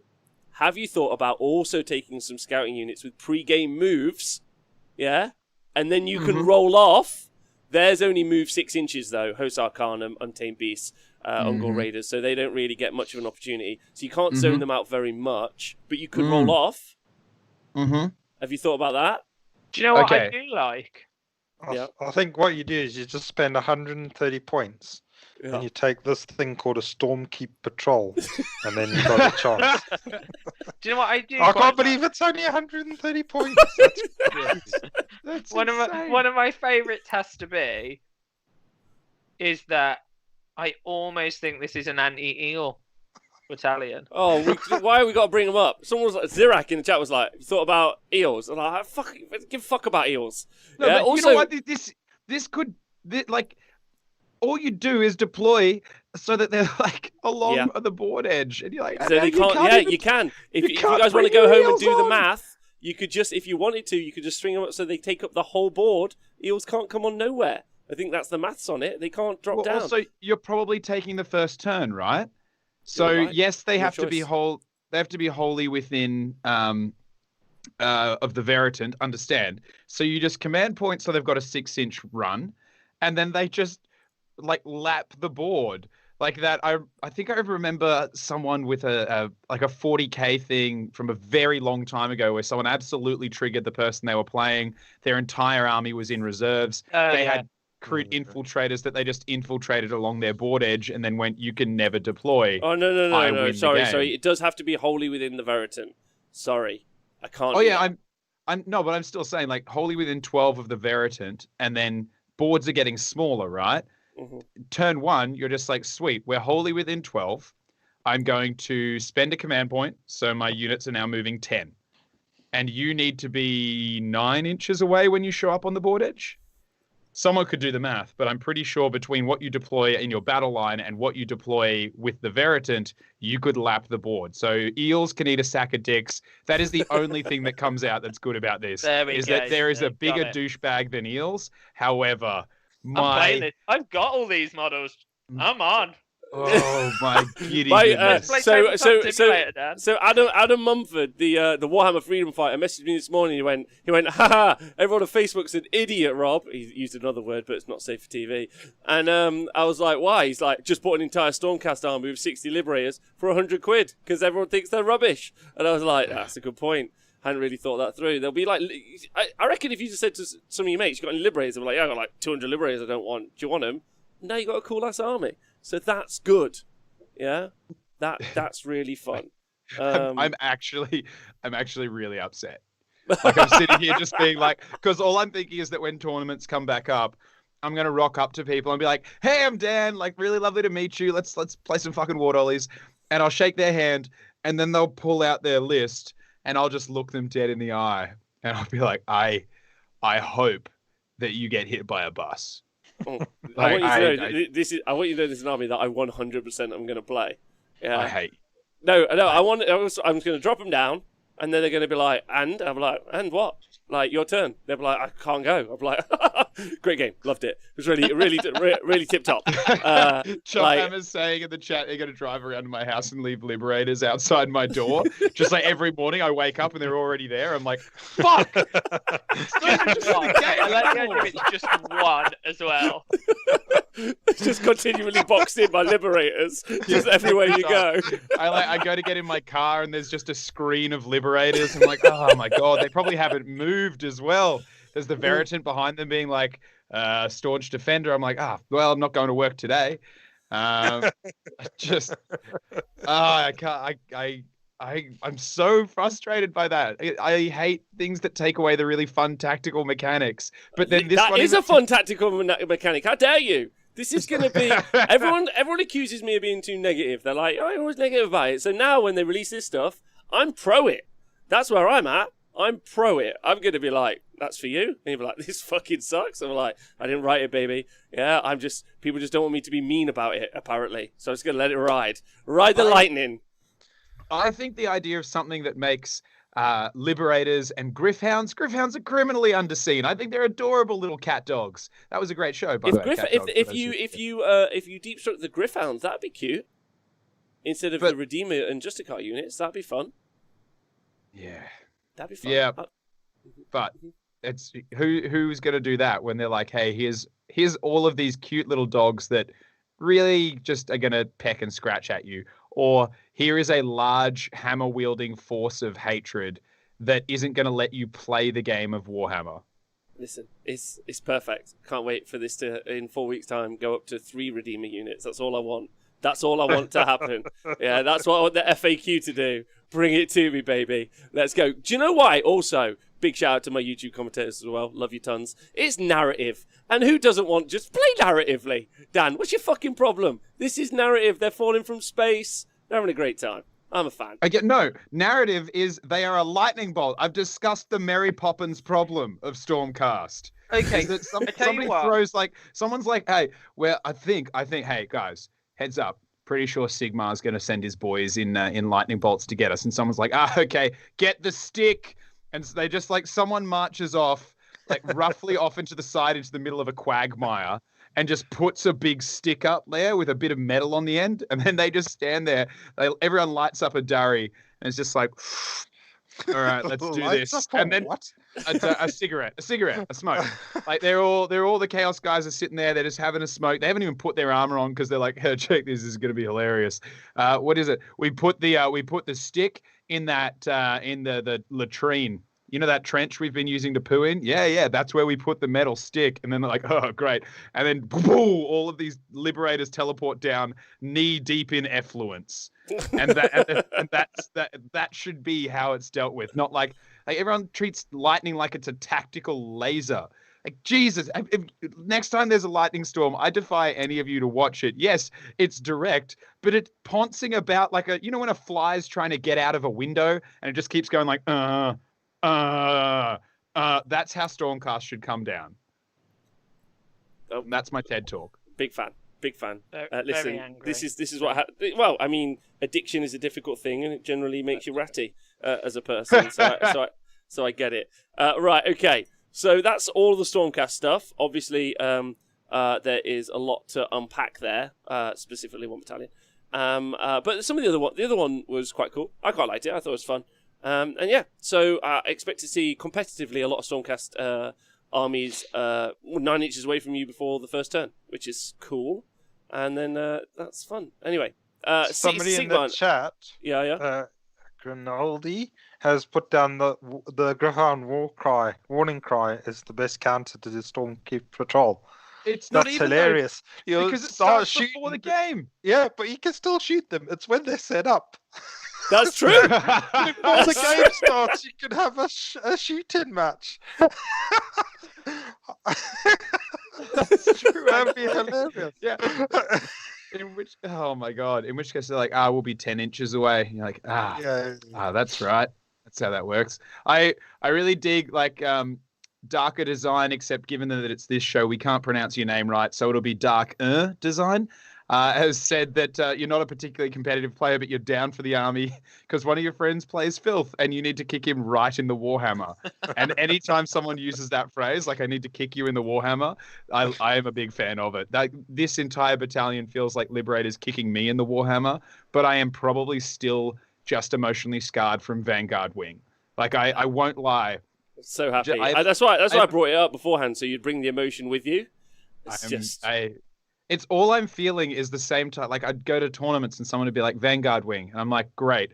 And I would spend, I'd say, look, okay, so it's a 2 hour, 45-minute game, whatever. So arguably I've got an hour and a little bit to play my game. I'm so sorry. I'm going to spend a good chunk of this deploying to try and counter your Vanguard Wing. And I'd see the smug look on their face like, yeah, sure you are, princess. And then I do, and I'd be like, it's the best I can get this to counter it. And then they'd still just be like, cool, I do what I want. And I'm like, yeah, absolutely. That's what I forgot. I forgot that that's the rule on your thing. It just says, I do what I want. And this is another one of those that's basically like that. No, actually, it's even better because it happens before the game. And it's like, I do what I want before you get to do anything. I'm like, damn, yeah, really got me over a barrel there. But you can take 9 pretty naked dudes from Warcry and run them forward. Listen, there's so many, or 9 goats, or 10 goats. Dan, I'm with you. I feel that feeling, but we're going to have to move on Like we have to. We do. I But will we never are. move on again. But we are going going to to take. I'm gonna- Death by consumption right here in this chair. We've got to take a small break right now. We've had Thank a God. call Give me in. something else. We've had a call in. So Steffi at home has said her favourite section of the show is obviously mating rituals of the mortal realms. She's very excited about mating rituals, and she says Nathan, you're the hottest one on the show, and she wants to hear more mating rituals. I said to her, I agree, but I wouldn't kick Dan or James out of bed either. So let's be real. And then James, you are going to read. Is this true that there's a new mating rituals of the mortal realms section? Oh, it's not. It's not mating rituals in the mortal realms this week. It is a piece of fan fiction. Okay. Written by David Ratcliffe. David Ratcliffe, can I just say a big shout out to you? Thanks very much. And it's titled, if anyone would like to know, Dancing by Moonlight. Oh, no. This is my favourite section every week. Dan, this will heal you. This will heal you. Please tell me that this starts with the phrase "We get it on most every night." No. Does anyone get that reference? Dancing No? in the moonlight. I actually nearly fired someone for that song because one of the lads that used to work for me when I DJed and ran loads of clubs. When he would get drunk, I'd sometimes towards the end of the night, I'd be like, "Look, you play the last couple of songs. I can't be asked for this right now." And they'd be like, "All right," and then I'd be like, "Don't play Top Loader Dancing in the Moonlight," and he was like, "Gotcha, won't do that, 100%. But as you might have worked out, I'm pretty much attracted to rebellious arseholes, so he would almost predominantly try to play Top Loader Dancing in the Moonlight, which would fuck me off every time. And one time I was livid. I was like, "You're fired!" And he was like, "Really?" I was like, "No, of course not. I really respect the fact you don't respect me."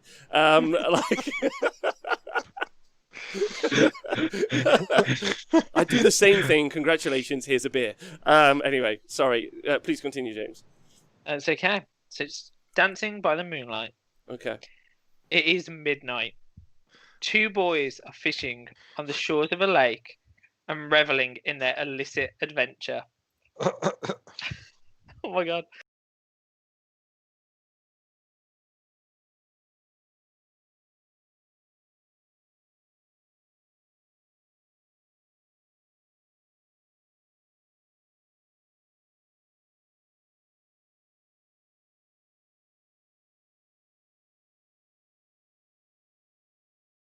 James, I'm so sorry. I turned it to just you so that everyone could get just your face, and I fucked it all up. So start again. Okay. Redo the erotica. Okay. Right. I might not laugh as much this time. Dancing by Okay. Moonlight. It is midnight. Two boys are fishing on the shores of a lake and reveling in their illicit adventure.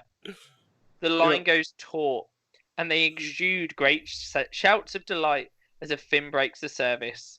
Delight soon turns to stunned silence and then horror as the fin continues to rise, bringing with it what for them is a nightmare from legend come to life.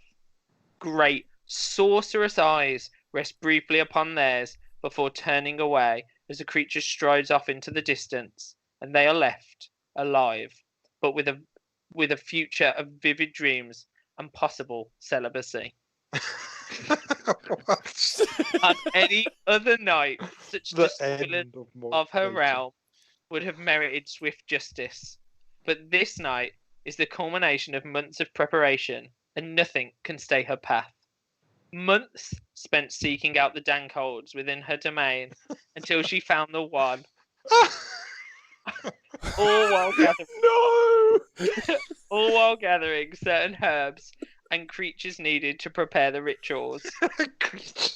She had found her goal at the rising of the last full moon, and had spent from that time to this consuming such brews as were necessary to incur the changes her body needed to undergo.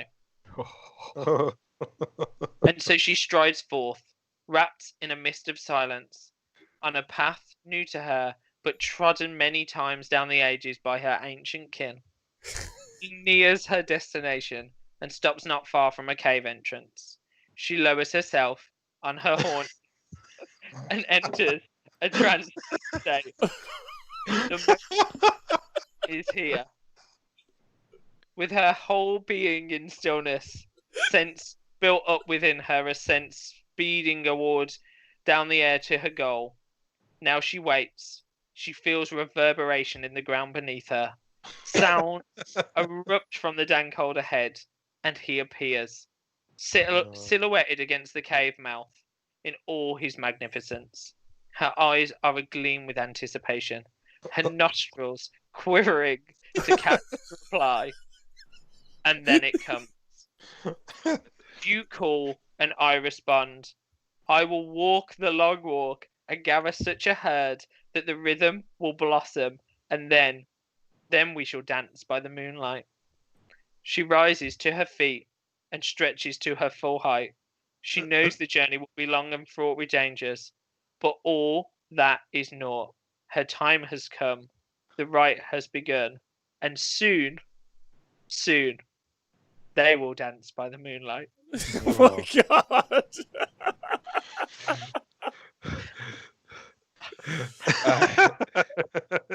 There you go. Wow. Cool. deep. And This, Even though that Okay. wasn't deep, even though that wasn't intended to be deeply sexual, I found it deeply sexual. Like, yeah, Best to read it that way. I'm gonna take a vow of celibacy, I think, just to work out how I feel about all of this. do you know what I really enjoy is like I've been working really hard past couple of weeks, make sure with the graphics, make sure the show notes are really good. Like last week I was really upset with myself because I've misread one thing and I fucked it up, and I was like, oh, but then in between all of that, I did also allow like erotics to get wedged in on the show. And can you imagine the guy who's at work tomorrow? He's like, his boss is like, what are you up to? He's like, just listen to some Warhammer stuff. He's like, oh, that's interesting. That Aussie guy doesn't sound like he likes them Storm fellas. But like, I know. It's like, and then just slowly start hearing James tell this dark fucking story. That's really good. You got any thoughts? Anyone got any thoughts? That was very romantic. Yeah, lovely. I would like more. I would like Yeah. people to send more. I don't know if I'll ever feel again. But if you So do I'm- that, So I'm really glad that I got to feel rage at the Stormcast stuff, because now I'm numb. And it's, I don't know, from the waist down, I may never love again. I'm getting another beer. I'll see you guys in a minute. Isn't it like fucking 7 a.m. there? Oh, right, okay. So, It's much like your reaction to Top Loader then. very much like my reaction to Top Loader. But the thing is that I never told him. Fantastic song. I really wanted him to play Top Loader quite often. Fucking love that tune. Not as much as I really didn't want him to play Get Cape, Wear Cape, Fly, but that's a whole different conversation. Right, okay, so let's move on. Let's go, gents, ladies. We're going to talk Cities of Sigmar. Cities of Sigmar. So let's go find this. Cities of Sigmar and their update from the Warcries, not the Warcries thing, that other thing. Right. The picture that doesn't work. Hold on, it needs to be all of us. Right, so Cities of Sigmar. They've got two new cities. Misthaven, but it's got a weird little. Dan, you're a bit of a linguist. It's got a bit of a weird, thing over it. I don't know if that makes it. Accent. I'm gonna, I think we should always let's decide right here and now. Okay. It's either really, really bogan, which is it's like bogan is the eloquent Australian version of like white trash, like redneck, but it's very unique to Australia. So let's go with like I don't know, chav. Is I don't know England very well. So it's either really highbrow or really lowbrow. If it's really highbrow, our bogans in the UK are basically predominantly based around Middlesbrough, that sort of area. okay, good, yeah. That's basically where our bogans live, Dan. So I'm going to say that it's either one of two things. Either it's really low class, in which case it's Mist Avon, and that's how it should always be, like Mist Avon, as in like having a good time. or we're going to always go every time you say the name, you have to be like, Misthafen. And like, let's go with a pseudo-Germanic, Slavic kind of, almost like crisp to it. I don't mind either way. I'd love it to be Bogan. I'd love it to be classy. Maybe the rules will decide. But isn't it Misthaven? Misthaven. Nathan, in Zimbabwe, how would you say it? Fuck, I can't even see the words. Are there? What about? Oh no, it's you know what? It's a woman's name. It's Miss Tharvin. Oh, That's like your third grade teacher. Miss Tharvin. She taught me to spell and a lot about love. Miss Darvin. Apologies to JBM1878. It said, Hawaii Rob man. Listen, I don't understand what you're saying at all. Piss Haven, that's what someone said. Not Mist Haven. I don't think no one likes that. Sure. English translation for Bogan equals jitter. I did not know that at all. Is that true?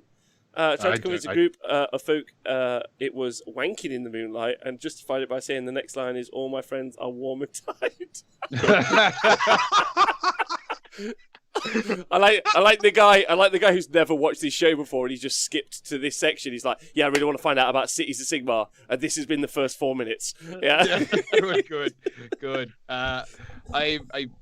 I'm kind of a little bit trying to work out, because Spleen Stabber asks a very good question. In Australia, we have the phrase cashed up bogan, which is probably largely what I was. I was a bogan who could afford, what's that thing? Rent. And so I think that the cashed up bogan version would be like Mist Haven. Like, oh yeah, Mist Haven.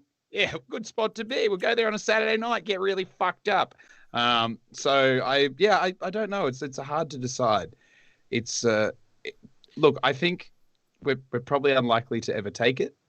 We'll see. What's nice is we spent a long time on this, and I appreciate it.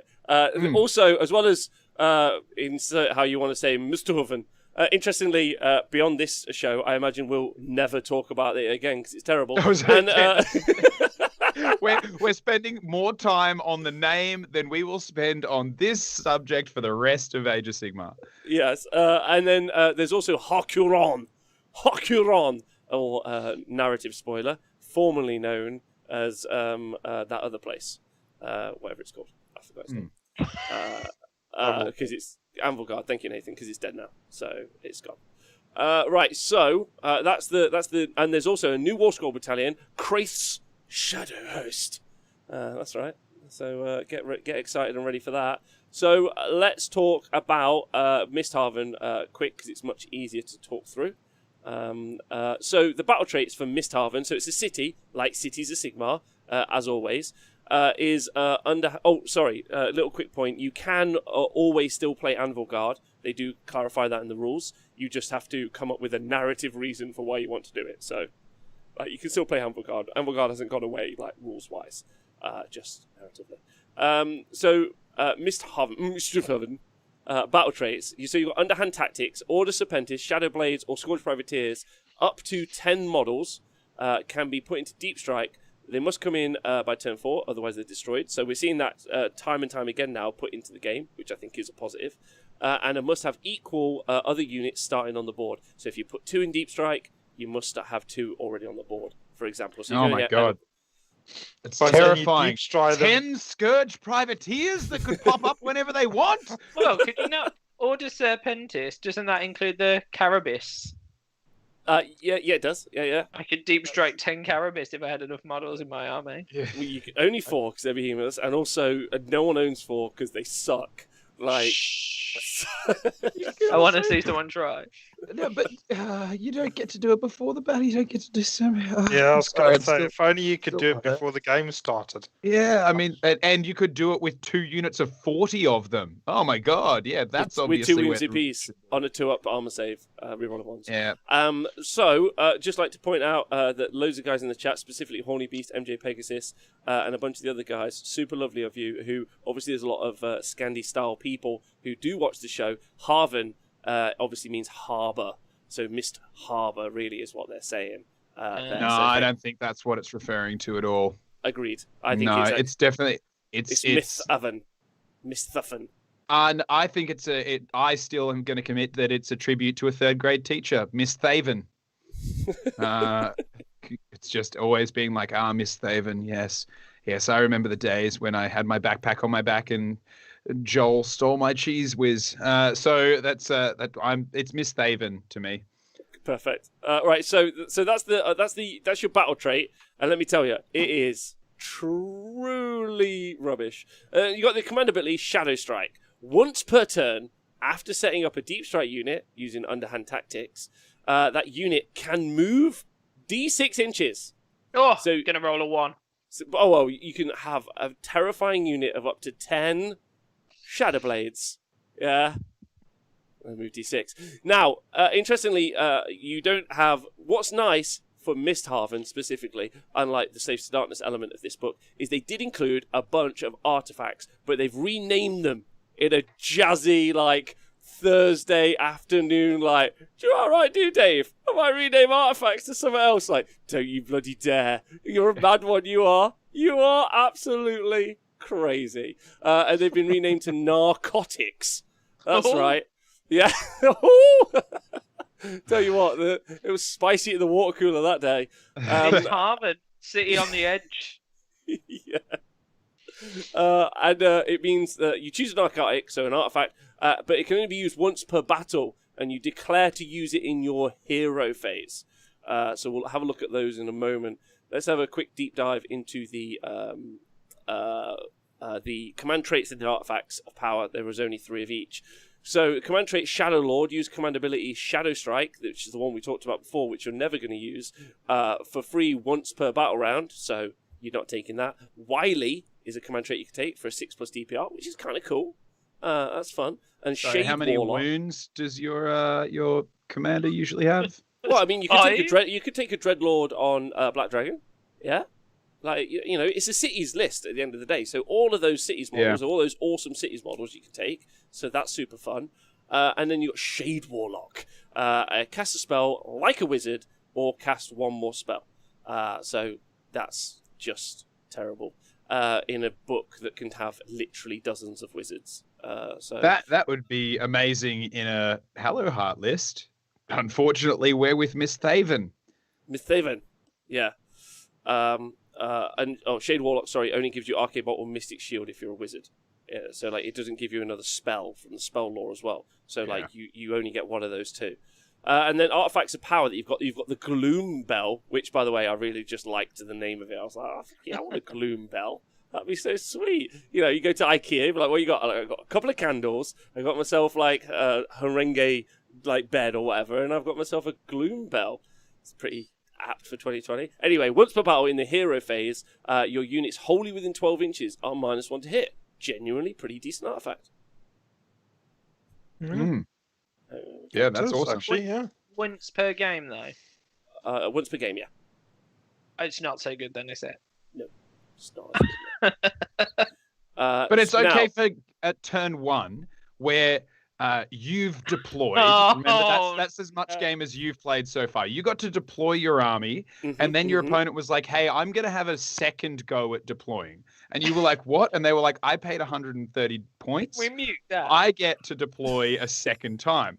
And then they deploy their army for a second time. And then you go, okay. And they start their turn and you go, I would like to be -1 to hit. And they're like, oh, well, that's good because I'm +1 to hit. So all you've done is negated some of the benefit that I already had. And you're like, good. I'm so glad. Also, I have 10 Scourge Privateers in Deep Strike. And they just look at you and they're like, oh, you have to wait to use your Deep Strike? And so that's great. Amazing. For one turn. Yeah. Tops. Having the best the time. next one that you got is Shadow Silk Armor, which is genuinely quite decent. It's +1 save. Super good on a Dreadlord or a Sorceress that you want to have +1 save. That's pretty decent. Just a flat +1 save. The Strangler Kelp Noose, though, has had a lot of chat about the Strangler Kelp Noose on the internet, which, you know, is weird. Oh, wow. So, Mamdare, that's hot news. I'll talk about that in a second. Strangler Kelp Noose. Once per battle in the combat phase, choose an enemy unit within 3 inches that's got 6 or less within 6 or less in units wounds, and they cannot attack in the combat phase.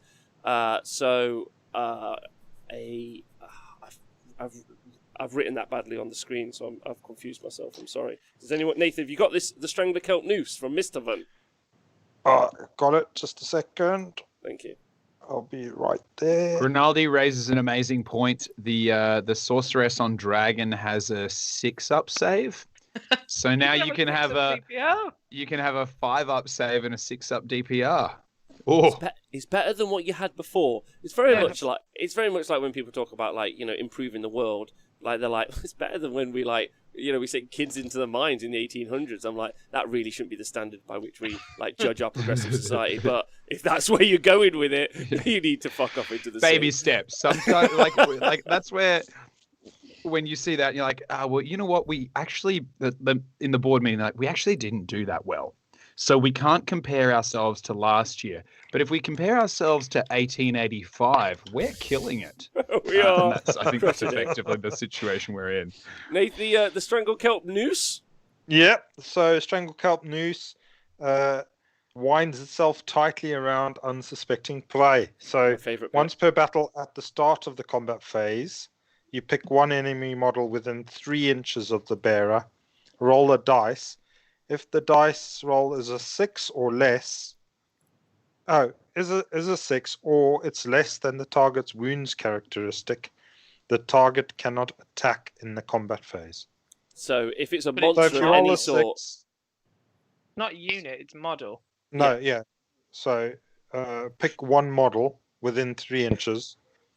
If it's a 6 or less than the target's wounds characteristic. Oh. So basically, if they've got a load of wounds, like a Gulking or Terrorgeist or anything, you're always going to roll it. So you can basically, once per game, stop a unit. No, model. You can stop a model. Which I'm sorry to say, just because we were not particularly kind to the Mega Gargants, means that your Kraken Eater Mega Gargant, who spends his time in the ocean, can be stopped by some seaweed. It's just another more impressive net. Again, leading like a lot of pressure, more fuel to the fire of the conspiracy theory of Games Workshop being deeply obsessed with nets. Nathan, the net is more powerful than the sword. You know that old saying. That is the saying. Also, right, so all of the artifacts and command traits are pretty rubbish, so whatever. So Mamdare has just pointed out, this is really important, some hot games news that's just coming in from the World Wide Web. Atomic Mass Games have just taken over Star Wars X-Wing, Armada, and Legion from Fantasy Flight Games. Atomic Mass Games being the people that make the Marvel Crisis Protocol game, which is pretty cool. Some big moves being made in the games industry. We're hearing that live. More on this later at News at 10. But right now we're going to carry on with this.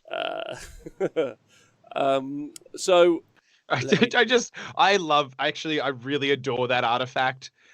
I don't think I'd take the army to take it, but I love the idea of, a desert sketch. No, I'm pretty sure it's meant to be desert, but we never pronounce things right on this show. That like Archaon, like the master of the 8 points, ruler of his own pocket dimension, scourge of the mortal realms, runs forward, and a sorceress is just like, yeah, well, here is some pre-rolled sushi wrappers. And like throws it at him. And he's like, oh shit, oh, it's so slimy. You know, like when you're in the ocean and something brushes past your leg and you can't think of anything, you're like, oh god, no. That's what I imagine it does. It's just like, not only because arguably it's a piece of seaweed that's big enough to concern both rider and mount. Like Dorgar's like, I am the 3-headed god of all that is death. And then you're like, yeah, well, slimy stuff. And it's like, no. I'm very uncomfortable with the texture. Magical slimy stuff. See, you never order that from the Chinese. Stuff. Never order that from the Chinese. Yeah. It's weird that it works better on things that have got more wounds, though. Yeah, because they struggle to deal with kelp. Whereas, Kelp a grot would be like, yeah, so, and then fucking smack you about. But it would never work on a 1-moon model, would it? Because you have to roll less than. That's true. No. Yeah. Oh no, a 6, right? You roll a 6, mate. Unless you roll a 6, yeah. 6. So, in case someone wanted to use it on a 1-wound model, Like if someone was like, I've still got it. I got 1 wound left. You've got 1 grot left, and it gets to attack. So bugger it. Here's some seaweed. And they're like, are you really sure that you want to? Like, yeah, no, definitely. This is what I want to do. This is where I want to be right now. Been saving it for you. But Yeah. MJ Pegasus has brought up the best thing ever, that if you were to play it, you could be like, Kelp, I need somebody, Kelp. You get to sing that song every time, and that's worth it. Sorry, podcast Once guys. per about game. yours. Yeah, once per game. Yeah. Nice time to say thanks everyone on No Game Patreon for supporting the show and making it so that we can do this. You're angels, and I love you. Right, so let's quickly talk about the spell lore for Misthaven. Thankfully, we don't have to. They didn't do one. Let's talk about the narcotics. It's a bit lazy that they didn't decide to put a spell lore in. But what's nice is they thought, well, we'll throw some more fuel on that fire. We won't bother with a battalion either. So they've really just half-assed this whole one. So that's nice. Now just to confirm, these are once per game abilities. Yes. The Misthaven narcotics are once per game abilities. Yes. Can I just like this is more just a life question before we move on to what they actually are. I'd assume that a battle round at best is probably 5 to 10 minutes. Like in game time. Like if you were a liberator running for like lightning redeploying right in front of someone's line before they've even had a chance to fart and scratch their ass and then blame it on Greg next to them, and then running forward and smashing them in the face with a hammer. That I would say would take you roughly 3 to 5 minutes. Yeah, that's so a battle round is 3 to 5 minutes, which means that both turns is about like 5 to 10, maybe 5 to 20, somewhere in that range in real life time. If I took a magical narcotic from a magical realm city and it only lasted 5 to 10 minutes, I would be furious with my supplier. Oh yeah, I'm with you. Like I get you. Like if I'm taking a love potion, I want that bad boy to last for like 24 hours, maybe 48. I don't want it to last like a few hours. I don't want to halfway through my dance in the moonlight with the Troggoth hag to realize who I'm really with. Yeah, you don't want that. You want to go in all the way. Now, interestingly, these narcotics, and Dan, you're right. Once per battle, you could take more of these, but obviously they don't have any battalions, so just the one. So choose your favourite. So the Sinathalcium, +1 to hit, pretty good. Once per battle, Ethereal, Witch Mist, also good once per battle. Skiffer's Salve, which I'm pretty certain I've applied to myself after a couple of dates one time, is heal D6, but you cannot run or charge. What? Truly shit. There's Float, we can fly and not usable if you have a mount. Cool. Sawfang Dust, which is each time the user fights, after all attacks have been resolved, you can pick a unit in 3 inches on a 4+, they suffer D3 mortal wounds. I'd just like to say that they do that on a lot of artifacts, and honestly, I hate it every time. Every time, without fail, I think, why did I have to bother reading that? We've wasted all of our own times. And lastly, the Glatch Ink, which does sound cool, because now I think there's an octopus called a Glatch. And I want to be like, does it have 8 legs, 24 legs? Like it's. And who's milking it? Yeah, who's milking the Glatch? That's the real question.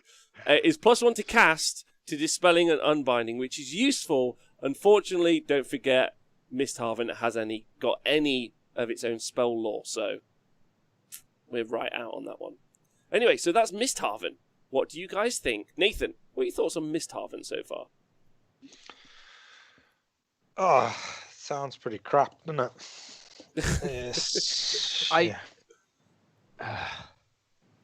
Okay, there's a way for this to be good. We just need to go back in time. So, everybody, we're going back in time roughly 6 months ago to just before this went to print. Yep. And the narcotics could be applied to an entire unit. For me, you've got like a drug master just like basically being like, hey, yo, 40 of you bloody little corsairs. Guess what? Now suddenly you all fly. Or you're all ethereal for a turn. Everybody smoke up, let's do this. That for me would be interesting. That would actually be a really cool little concept to add in.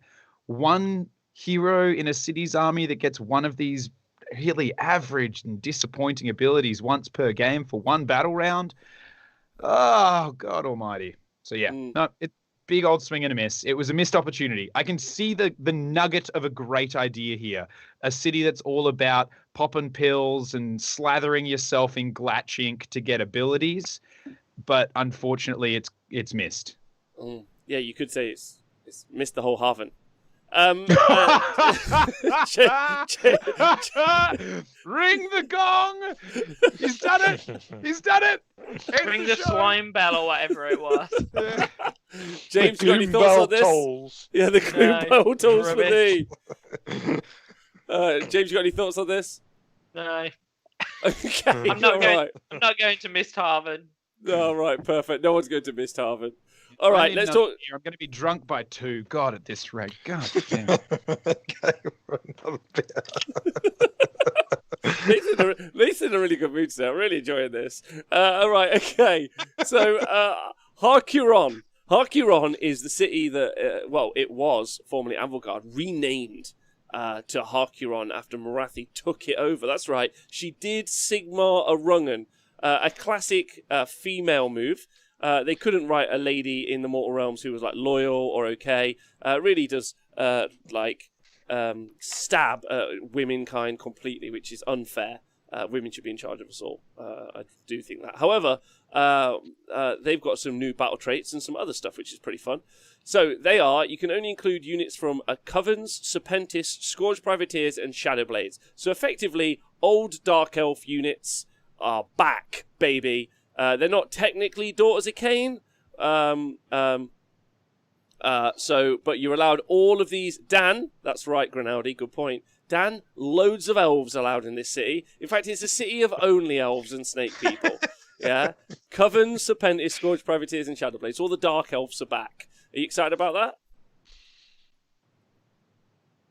No. He's got no sound. I deserve this. Through my own actions, I have earned this punishment. I'm now quite confident that I will this city into life, just by my treacherous behavior. And you're all too good for me.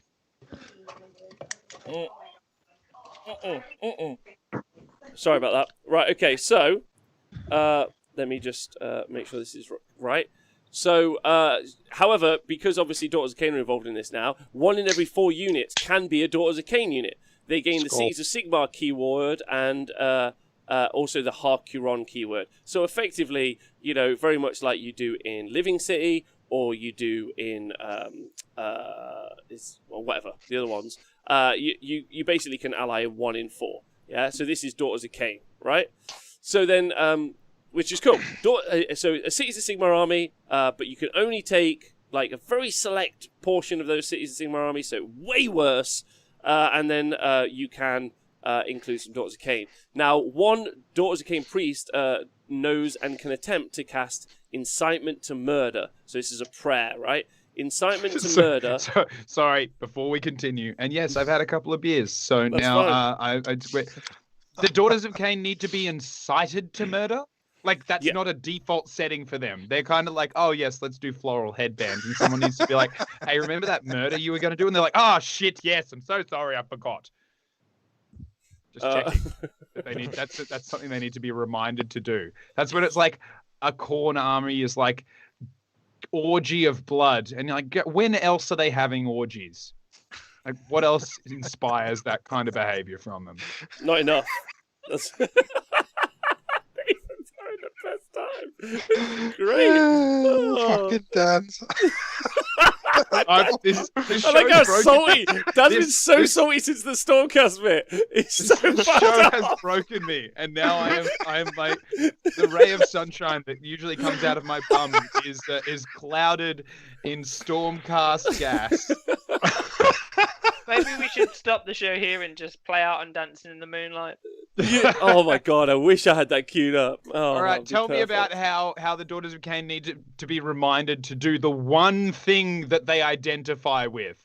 They do. Well, so you in the hero phase, you pick a unit wholly within 12 inches of the priest who does incite them to murder, and they get exploding 6s to hit. So every 6 to hit generates an extra wound roll, which is like fine. Like if you think about it, you put it on the bow snakes. You have Marathi in the list, then maybe you could double that up. That's fun, but obviously don't forget only 1 in 4, so you have to take a bunch of crap as well. Or you could potentially put it on, let's say, Dark Shards. More on that later. They, by the way, have got 2 shots each. Which is a pretty big deal. You can take units of 4, so that's 80 shots. Let's hope there's a way to double that up. And the answer is there is. So, command ability, pick a unit wholly within 12 inches. So, this is unique to Hakuran. Wholly within 12 inches of a model, and all units wholly within 18 of that unit are immune to battle shock. So, you pick a unit, and you'd be like, you're really inspiring. You're like, cheers for that. And then everyone around them are like, look at that fucking really boss fella over there. Yeah? I'm not in any way scared. He looks super brave. Well, someone has to die, though. What? Yeah, you have to Picking kill a wholly somebody. within 12, you kill someone, and then Yeah. you're like, you run away, you die too. Then no one Yeah. runs. It's perfect. Yeah. Tell me you don't love that. Well, it depends who I get to kill. I mean, Dan wouldn't like it. He'd have to kill her now.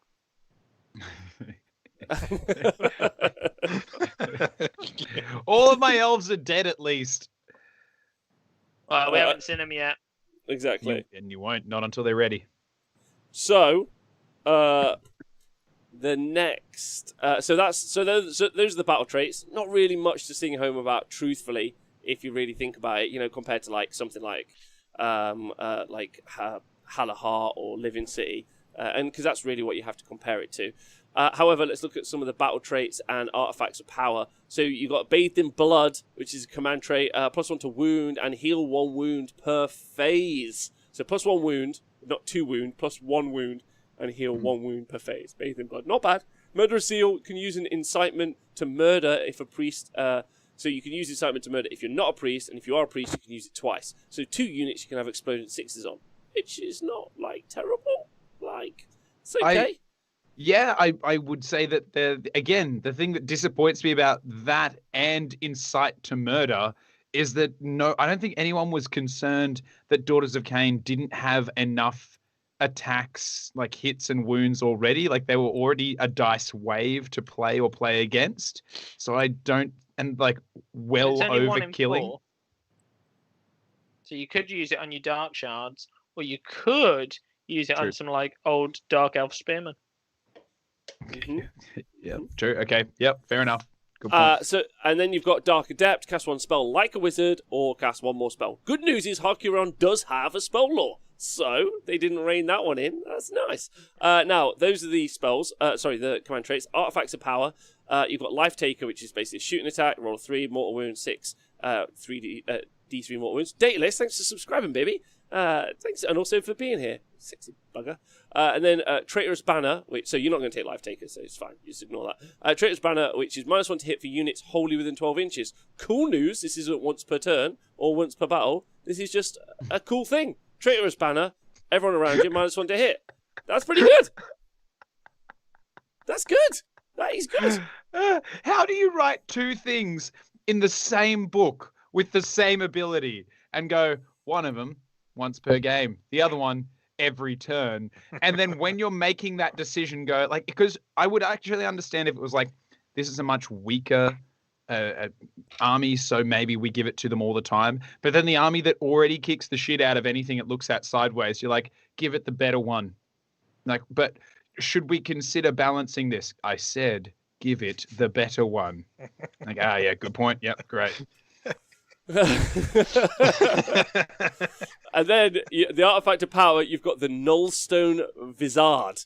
I don't know if that's correct, but I wrote Vizard because I was like, I'm renaming it. And a 5+. And so basically, it's an artifact. If the person holding the artifact is on the board, 5 up, you get 1 CP. So yeah, I mean, nice enough stuff. Probably Traitorous Banner is the only thing to like really shout home about. It's pretty cool. Traitorous Banner, especially like in an arm like Hakuran specifically, because you've got access to Daughters of Cain. Obviously, you've got Geminids and other stuff like that, which already are going to be like some good -1 to hit. You've also got Sorceress, which is another -1 to hit. So that could be the basis of starting to produce some sort of like positive play for yourself or some negative play for your opponent. But really, it's fairly limited range. Is it brilliant? I don't know. It's fine. But cool. So those are the artifacts and the command traits. Now, the spell lore. This is sexy. Let me talk about this spell lore. So you've got casting value of 6. You've got sap strength, which is -1 to hit for a unit in 18. Obviously, you double that up with what we just talked about. Now you've got a lot of minuses to hit in the army. Geminids, Sorceress. There's a lot of minuses to hit that you can potentially create, which is fun. You got the Withering, which is -1 to wound against a unit in 18 inches. Also, +1 to wound. Oh, +1 to wound, sorry. +1 to wound against a unit that's within 18 inches. So that's also excellent as well. Then you got Vitriolic Spray, which is cast on at 8. It's a 6-inch range, but that unit goes from having any save. Let's pick something out of the air. 2+ save on Liberators, rerunning ones. Yeah, and they now have a save of dash. Right? Which is pretty cool. Unfortunately, on Liberators, because what Staunch Defender does, and also the other thing, what Staunch Defender does, it has +1 to your save roll. So save dash is always considered to be a save of 7+. So if you ever get to add plus to a save roll of dash, you actually start turning that into a positive. So it becomes a 6 and a 5 and a 4 or whatever the situation. Just put it on a Bastillodon and laugh. Yeah. Oh, what was your save? Nothing. It's also the most uncomfortably named of all of these spells. Vitriolic Spray, I'm like, oh. Like the others, like Sap Strength, the Withering, I'm like, okay, cool. And then Vitriolic Spray, I'm like, oh my god, okay, we're going into Nurgle territory here. It's good though, like, and genuinely, great spell. obviously with a portal, and some pluses to cast, that's actually a pretty terrifying spell. Being able to turn off someone's save. So, and obviously you've also got the stab ability on the Sorceress on Black Dragon, or generally Sorceresses. You could stab someone and get D3 to cast. So some pluses to cast there. You're really going to like potentially get that off at a significant range. And if you can just turn off, like, I know we were joking about the Liberators, but you pick any of like the good armor save units, just turn their save off, and then you took something like Dark Shards, which is kind of the hot conversation at the minute. You're like, well, 40 Dark Shards, is that worth doing? Because that's 80 shots that you're going to be doing. Like you're going to give them a bunch of wound dice. You can give them exploding 6s, so pretty decent. And then you got Seed of Shadows, which I don't really get. Cast value 6. The caster can fly and move 16 inches. Like, it's a cool spell, but I'm like, what am I going to do with that? What's my plan? Like, I don't know what I would do with that ever. I was trying to work Put it on out. something that already has fly and a higher move, and just confuse your opponent. And then they're like, what's the tactic? And you're like, oh, you'll see. And then just never say anything more than that. And at a tournament, then they'll be like, oh, I don't know if I should commit this unit of 30 Liberators that I just redeployed, because what's he planning with that slowly moving flying unit? Crusader says 459 escape, but that would mean at list submission, I would have planned to put a spell on my wizard to fuck up and then escape from that fuck up. Anyway, so Desert Sketch, a save of dash is actually considered to be a save of 7+. So any saves where you add +1, it becomes like a 6+, as opposed to, so dash doesn't go dash to to a 1-up save, if that helps. And then Shadow Dagger, which is cast on a 7, 9-inch range, and it's D6 mortal wounds. There's also Pit of Shades, which is 18-inch range, 2d6 movement.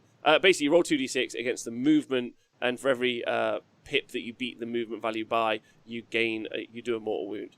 Nathan, any of those stand out to you, bud? Well, yeah, obviously the vitriolic spray would be nice. I mean, I assume that works against ethereal stuff as well and everything. Just changes their save to dash. It's not modifying it, is it? So it's great. Yeah, it's phenomenal. Like, it's really it's fantastic. pretty scary. Obviously, the range is really short. But they're all fairly decent spells. The Steed one, like you say, not so sure on that one, but the other ones, yeah. Where it could be useful, like Steed of Shadows, I'm seeing it in with like a Hag Queen on Cauldron of Blood. Yeah, she's Suddenly- not wizard though, is she?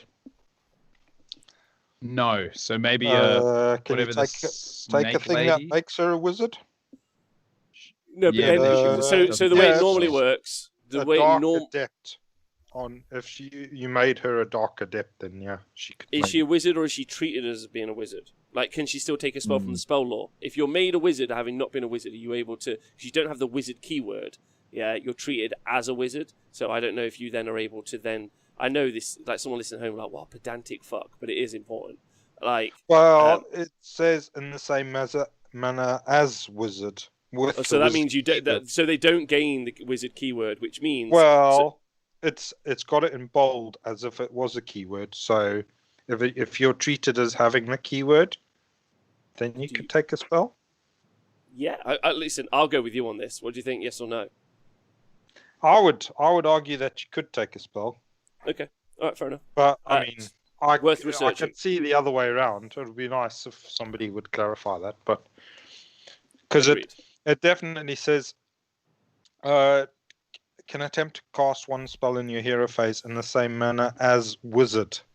Not even as a wizard, but as wizard. You're so wizard, man. And- It's Christmas. No, that's wrong. Sorry, that's different. You can choose or roll for one of the following spells for each wizard in an army. So if you're treated as a wizard, does that mean you can take a spell?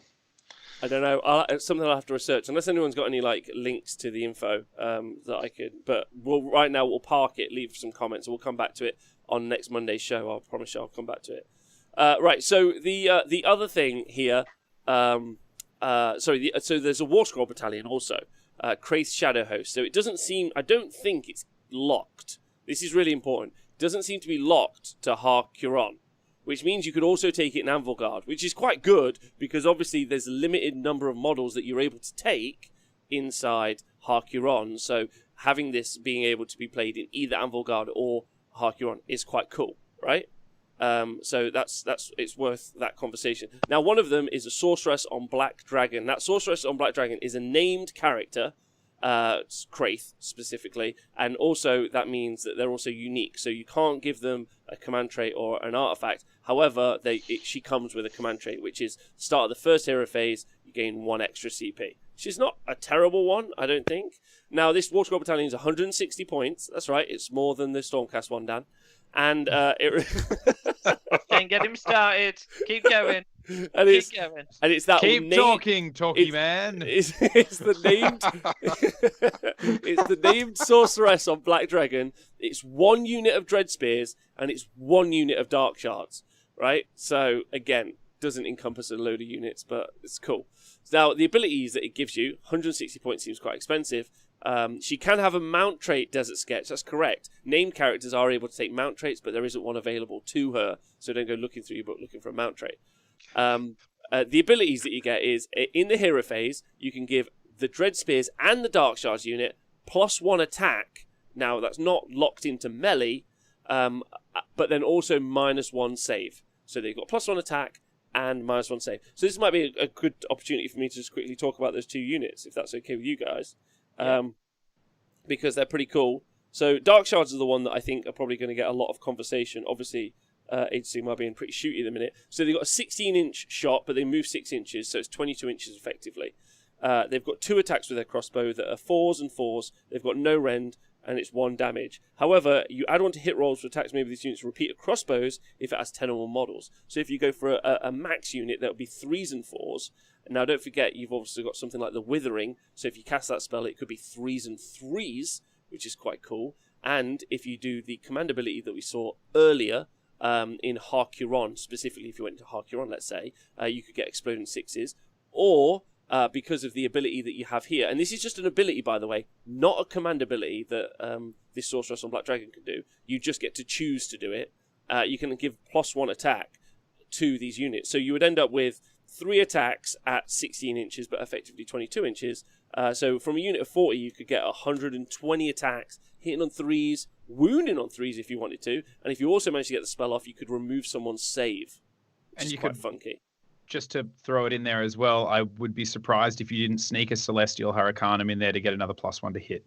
So you're hitting on 2s. No, that would be if you played it in Anvil Guard. Oh, yeah, true. Sorry, only elves. That's right. I forgot that I'm now only about elves. I was still thinking about other things. I'm sorry. Good. Every now and then I forget myself. Yeah, no, thank fine. you. Thanks for reminding me, team. Yeah, I'm so sorry. Yeah. MJ Pegasus says, I need a way to get past all this early shooting, preferably before the game starts. That would be nice. We can, if you go back to 25 minutes, there's 4 minutes of filler, and then you'll find out. Yeah. Now the Dreadspears unit, they've only got 1 attack at base. They hit on 4s, wound on 4s. However, they also get to add +1 to their hit rolls if there's 10 or more models. And they're fairly cheap. They're not particularly exciting. If the unmodified hit roll for an attack with the Darkling Spear is a 6, they get rend of 1. But they are a super, super cheap unit. They've got range 2 on their actual spears as well. So and you can give them some like command abilities and do some other stuff. So you can kind of buff them a little bit, not loads. Is it really worth talking about? Not overly. So maybe you just take 10 Dread Spears and then 1 big brick of Dark Shards to be able to do this.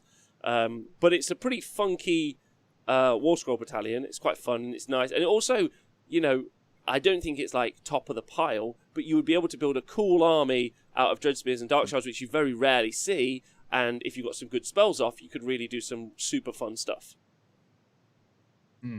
Yeah, I mean, that vitriolic spray will work wonders on those liberators, because at least they'll be close for you to be able to cast that spell. Exactly. Yeah. That'd be so fucking And I think as well, for me, the 1-2 punch there is that often Daughters were relying on, like, if there was a turn where a Daughters of Cain player didn't cast what is it? The stabby. What's the spell? Mind Razor. Mind Razor. It's just better Mind Razor. Yeah. It's really good. So yeah, and like Mamda says in the chat, like obviously doing spell portal or something like that, we'll be able to get out. Even put them on Balewind, so it's 12-inch range is a thing. Or Balewind plus portal, and then you can go real wild with it if you really want to. It's obviously it's a city's thing. Does it still get the empowered spells, or is the city?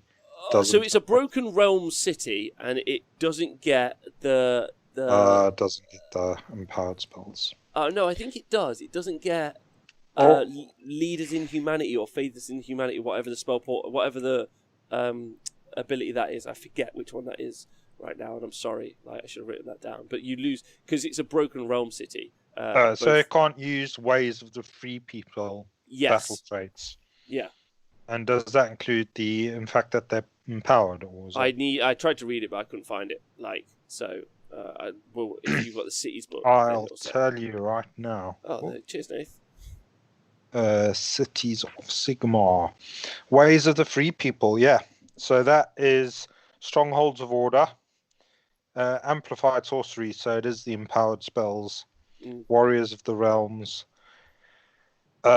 which is having to be from Ashquiel Giran, and then Honored Retinue, which is the having the retinue guys where you can bounce the wounds off, and go on. Sorry.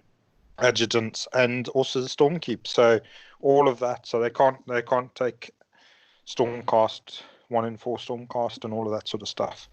Well, I know because Paul Morathi did a Morongan. But so yeah, that's actually really important because we might see cities lose a bunch of stuff, following the narrative stuff next year, which could be quite clutch and key. Which is probably fun. I'd imagine they're going to lose a lot of dwarf stuff because they're just going to be offended that they've been ignored for so long. It was raised earlier in the chat, and I didn't think I was the one to bring up this point, but now I am. That of all of the goddamn formations and battalions and everything that were released in the new book, none of them involve dispossessed in any way, shape, or form. No, that's true. It doesn't matter. And also to throw some. Don't you dare, James. Well, I mean, what did that new dispossessed Caradon Overlords model that's just came out? What was its rules? That it looks cool as a replacement for a different model. No sweet, but what can it do? It can no be. actual rules. They didn't release rules for it.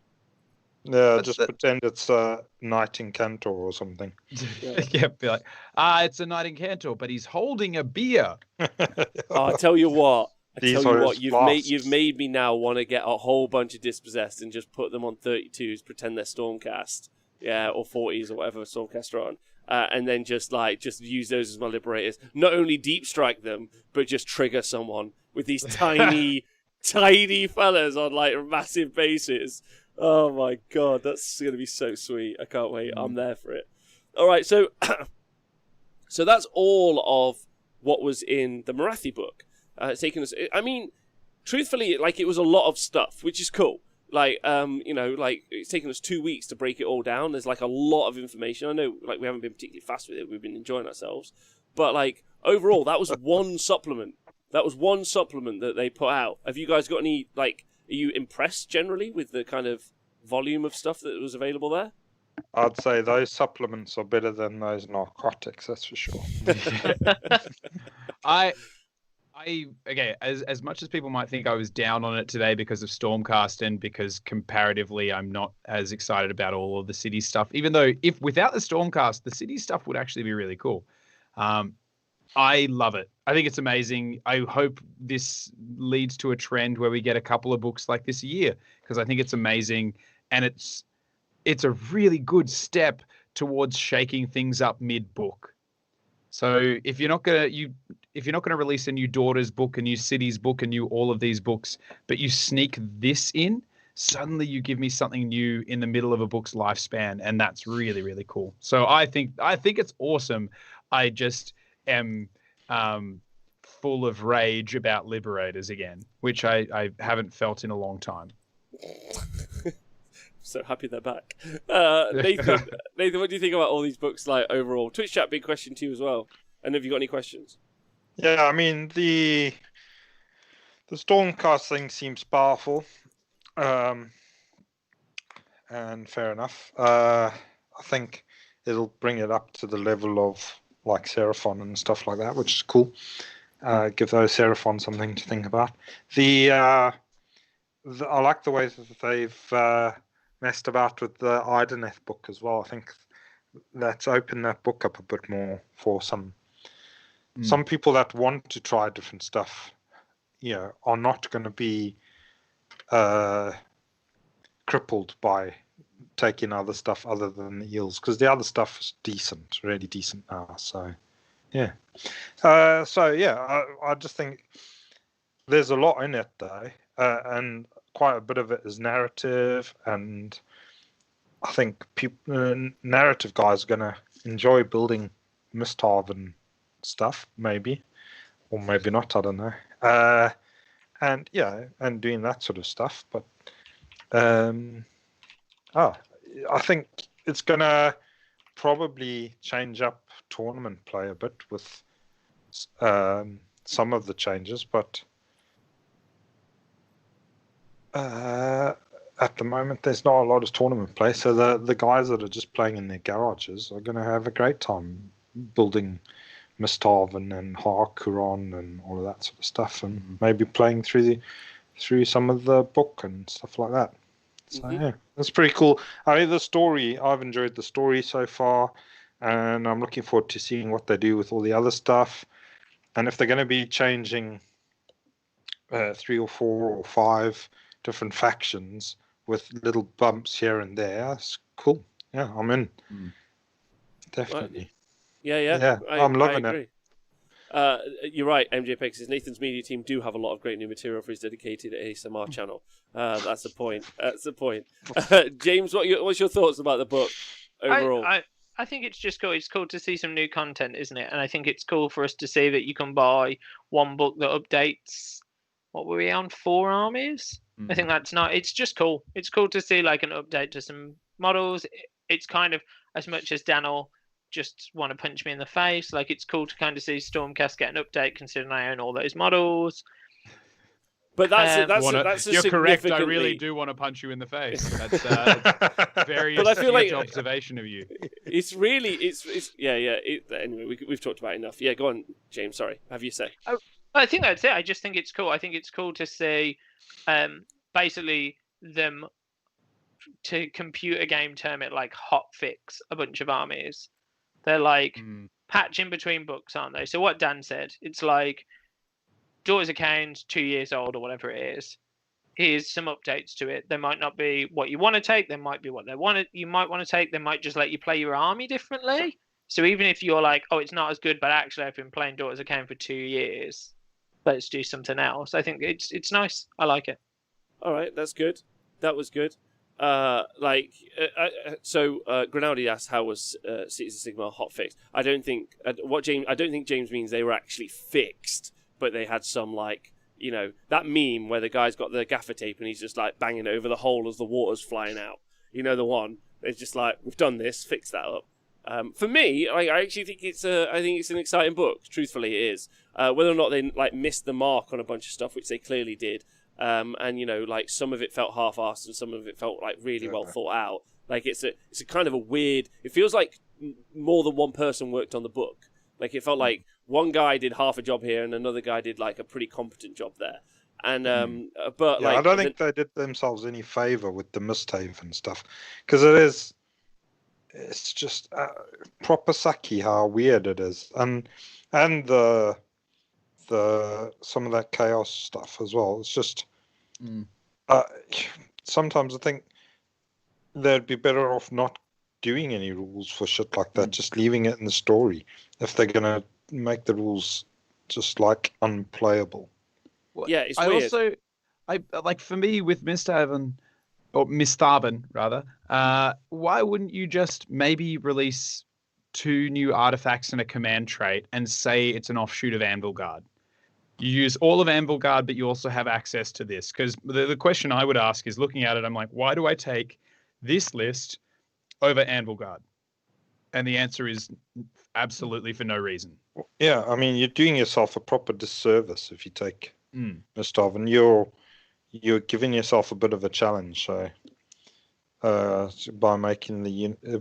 just taking a very poor allegiance ability for models where you could take any of the other cities and they would just, you'd have a spell law and you'd have proper artifacts and stuff. Yeah. And weird. yeah. And access to more models to put in the city style army. So it's a weird one. Yeah, no, I agree with you guys. However, that doesn't mean that I'm not really excited. Like, I don't think it's been I think it's been like attainment wise, you know, like maybe like a 6 or 7 out of 10. But like, I'm excited about the process, because if there's this much data, both story and rules, in the next book, I'm hyped for that. I think also it gave me a lot more context. Like, you know, the destruction of a city and it being taken over by another group, and now I'm like, you know, is Morathi going to secede from, like, order? Like, are all the factions going to kind of, like, Grand Alliance is going to fall apart? Like, what's the situation going to be? It's really exciting. So I think the process is at least exciting, but I think, they've really missed the mark with some of those core changes. And then they've also missed the mark on, like, understanding the game as a whole. Like, as much as the shark thing is cool, you can't pile in. Did combat really need that kick in today, especially from eels? You know, that's the question. So, you know, and then also just not really recognizing the power of deployment. Dan, everything you said and your anger is super justified. Like, it's not great. However, like, think about this. This is the first set. Think about a bunch of Lumineth who get to pre-game deploy. Everyone's doing it. Oh no, great. The book as a whole really excites me, and what it represents is super exciting. Do not mistake the fact that I am full of rage for Liberators and their pinpoint laser-guided missile sniper lightning deployment. Eat a sack of Dick's Mary Poppins. Like that, none of that. That may upset me, but the book as a whole is an amazing step forward for Age of Sigmar and competitive war dollies in general. And that I do not, as much as I may be emotionally triggered by that and by broccoli, I don't want anyone to stop eating curry because there's broccoli in it. And I would not recommend anybody stop playing war dollies or Stormcast or competitive tournaments because of this. And I think that this book is only a good thing. And broccoli is very healthy for you. Everyone in the chat said Pissball Generals left as left a big thing. I've been working on All Snake Arm before Marathi book was announced, using loads of conversions such as Dreadmore as a cauldron. That sounds cool. To have everything as snakes, should I run them with or without Morathi due to points increase, meaning less snake bodies? I guess it's just going to have to be something that you always feel. That was my point last week about the Morathi changes. Is I feel like you're spending more points on Morathi. You get more out of Morathi, which is good, but that means you get less bodies, and that's always been the row that you had with Morathi when she was less points anyway. Mm-hmm. So now you're in the same conversation with more points. So I don't think it really is an option, an answer. Mamdare says more options for free cities is great. Another reason to focus on them as you get endless options. But you don't get endless options because you can only ally in very specific... Well, you can only take very specific elements, namely the Dark Elf parts, for those 2 cities. And so, it's not quite as ripe for conversions as the cities of Sigmar is. But it does give me some hope that we're going to see... I would like it if we saw some sort of city stuff in every book going forward, like a new city with this is focusing on, let's say there's the Sylvaneth book, let's say there is one. There's Living City, but maybe there's also another city that you put a bunch of the Wanderer Sylvaneth sort of stuff inside of, which would be cool, and they get some bonuses. So I think there's loads of rooms there's loads of room for this game to expand because of this. So, but as long as they don't keep doing that Stormcast thing and messing it all up a bit, because that will be shit to play against when it does happen. Okay. Well, they might give it to everybody. We might have a dispossessed battalion where there's loads of dispossessed that set up in front of your army before the game begins, and then a Sylvaneth one where there's loads of dryads that grow in front of your army before the game's begun. And it's just going to be a game of, roll off the first turn. The whole board is being used all of the time before the game has begun. 2-turn game on a 4x4. Let's do it. Yeah, Griffons are like, fucking everybody shoot before the game starts. All right, before we head out, Nathan, you got any shout-outs you'd like to give? No. Perfect. James, you got any shout-outs you'd like to give? I'd like to do my shout-out last. Okay, all right. Dan, you got any shout-outs you'd like to give? Yes, 2 shout-outs. First, to the lovely crew that I know locally keep putting on little mini one-day tournaments. I haven't been able to get to any yet because they're never on a Sunday where I have the opportunity to get out. But I think I just love that people are still finding ways to play competitive War Dollies. It makes me happy. And also MJ Pegasus for recognizing that with the amount of beers I had, I'll almost certainly be jumping on Amazon and making some unintelligent purchases. 2 shout-outs. There they are.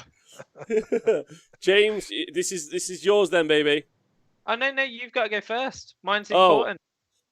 Shout outs. I'd like to shout out the people who I played Warhammer against this weekend. That was super nice of them.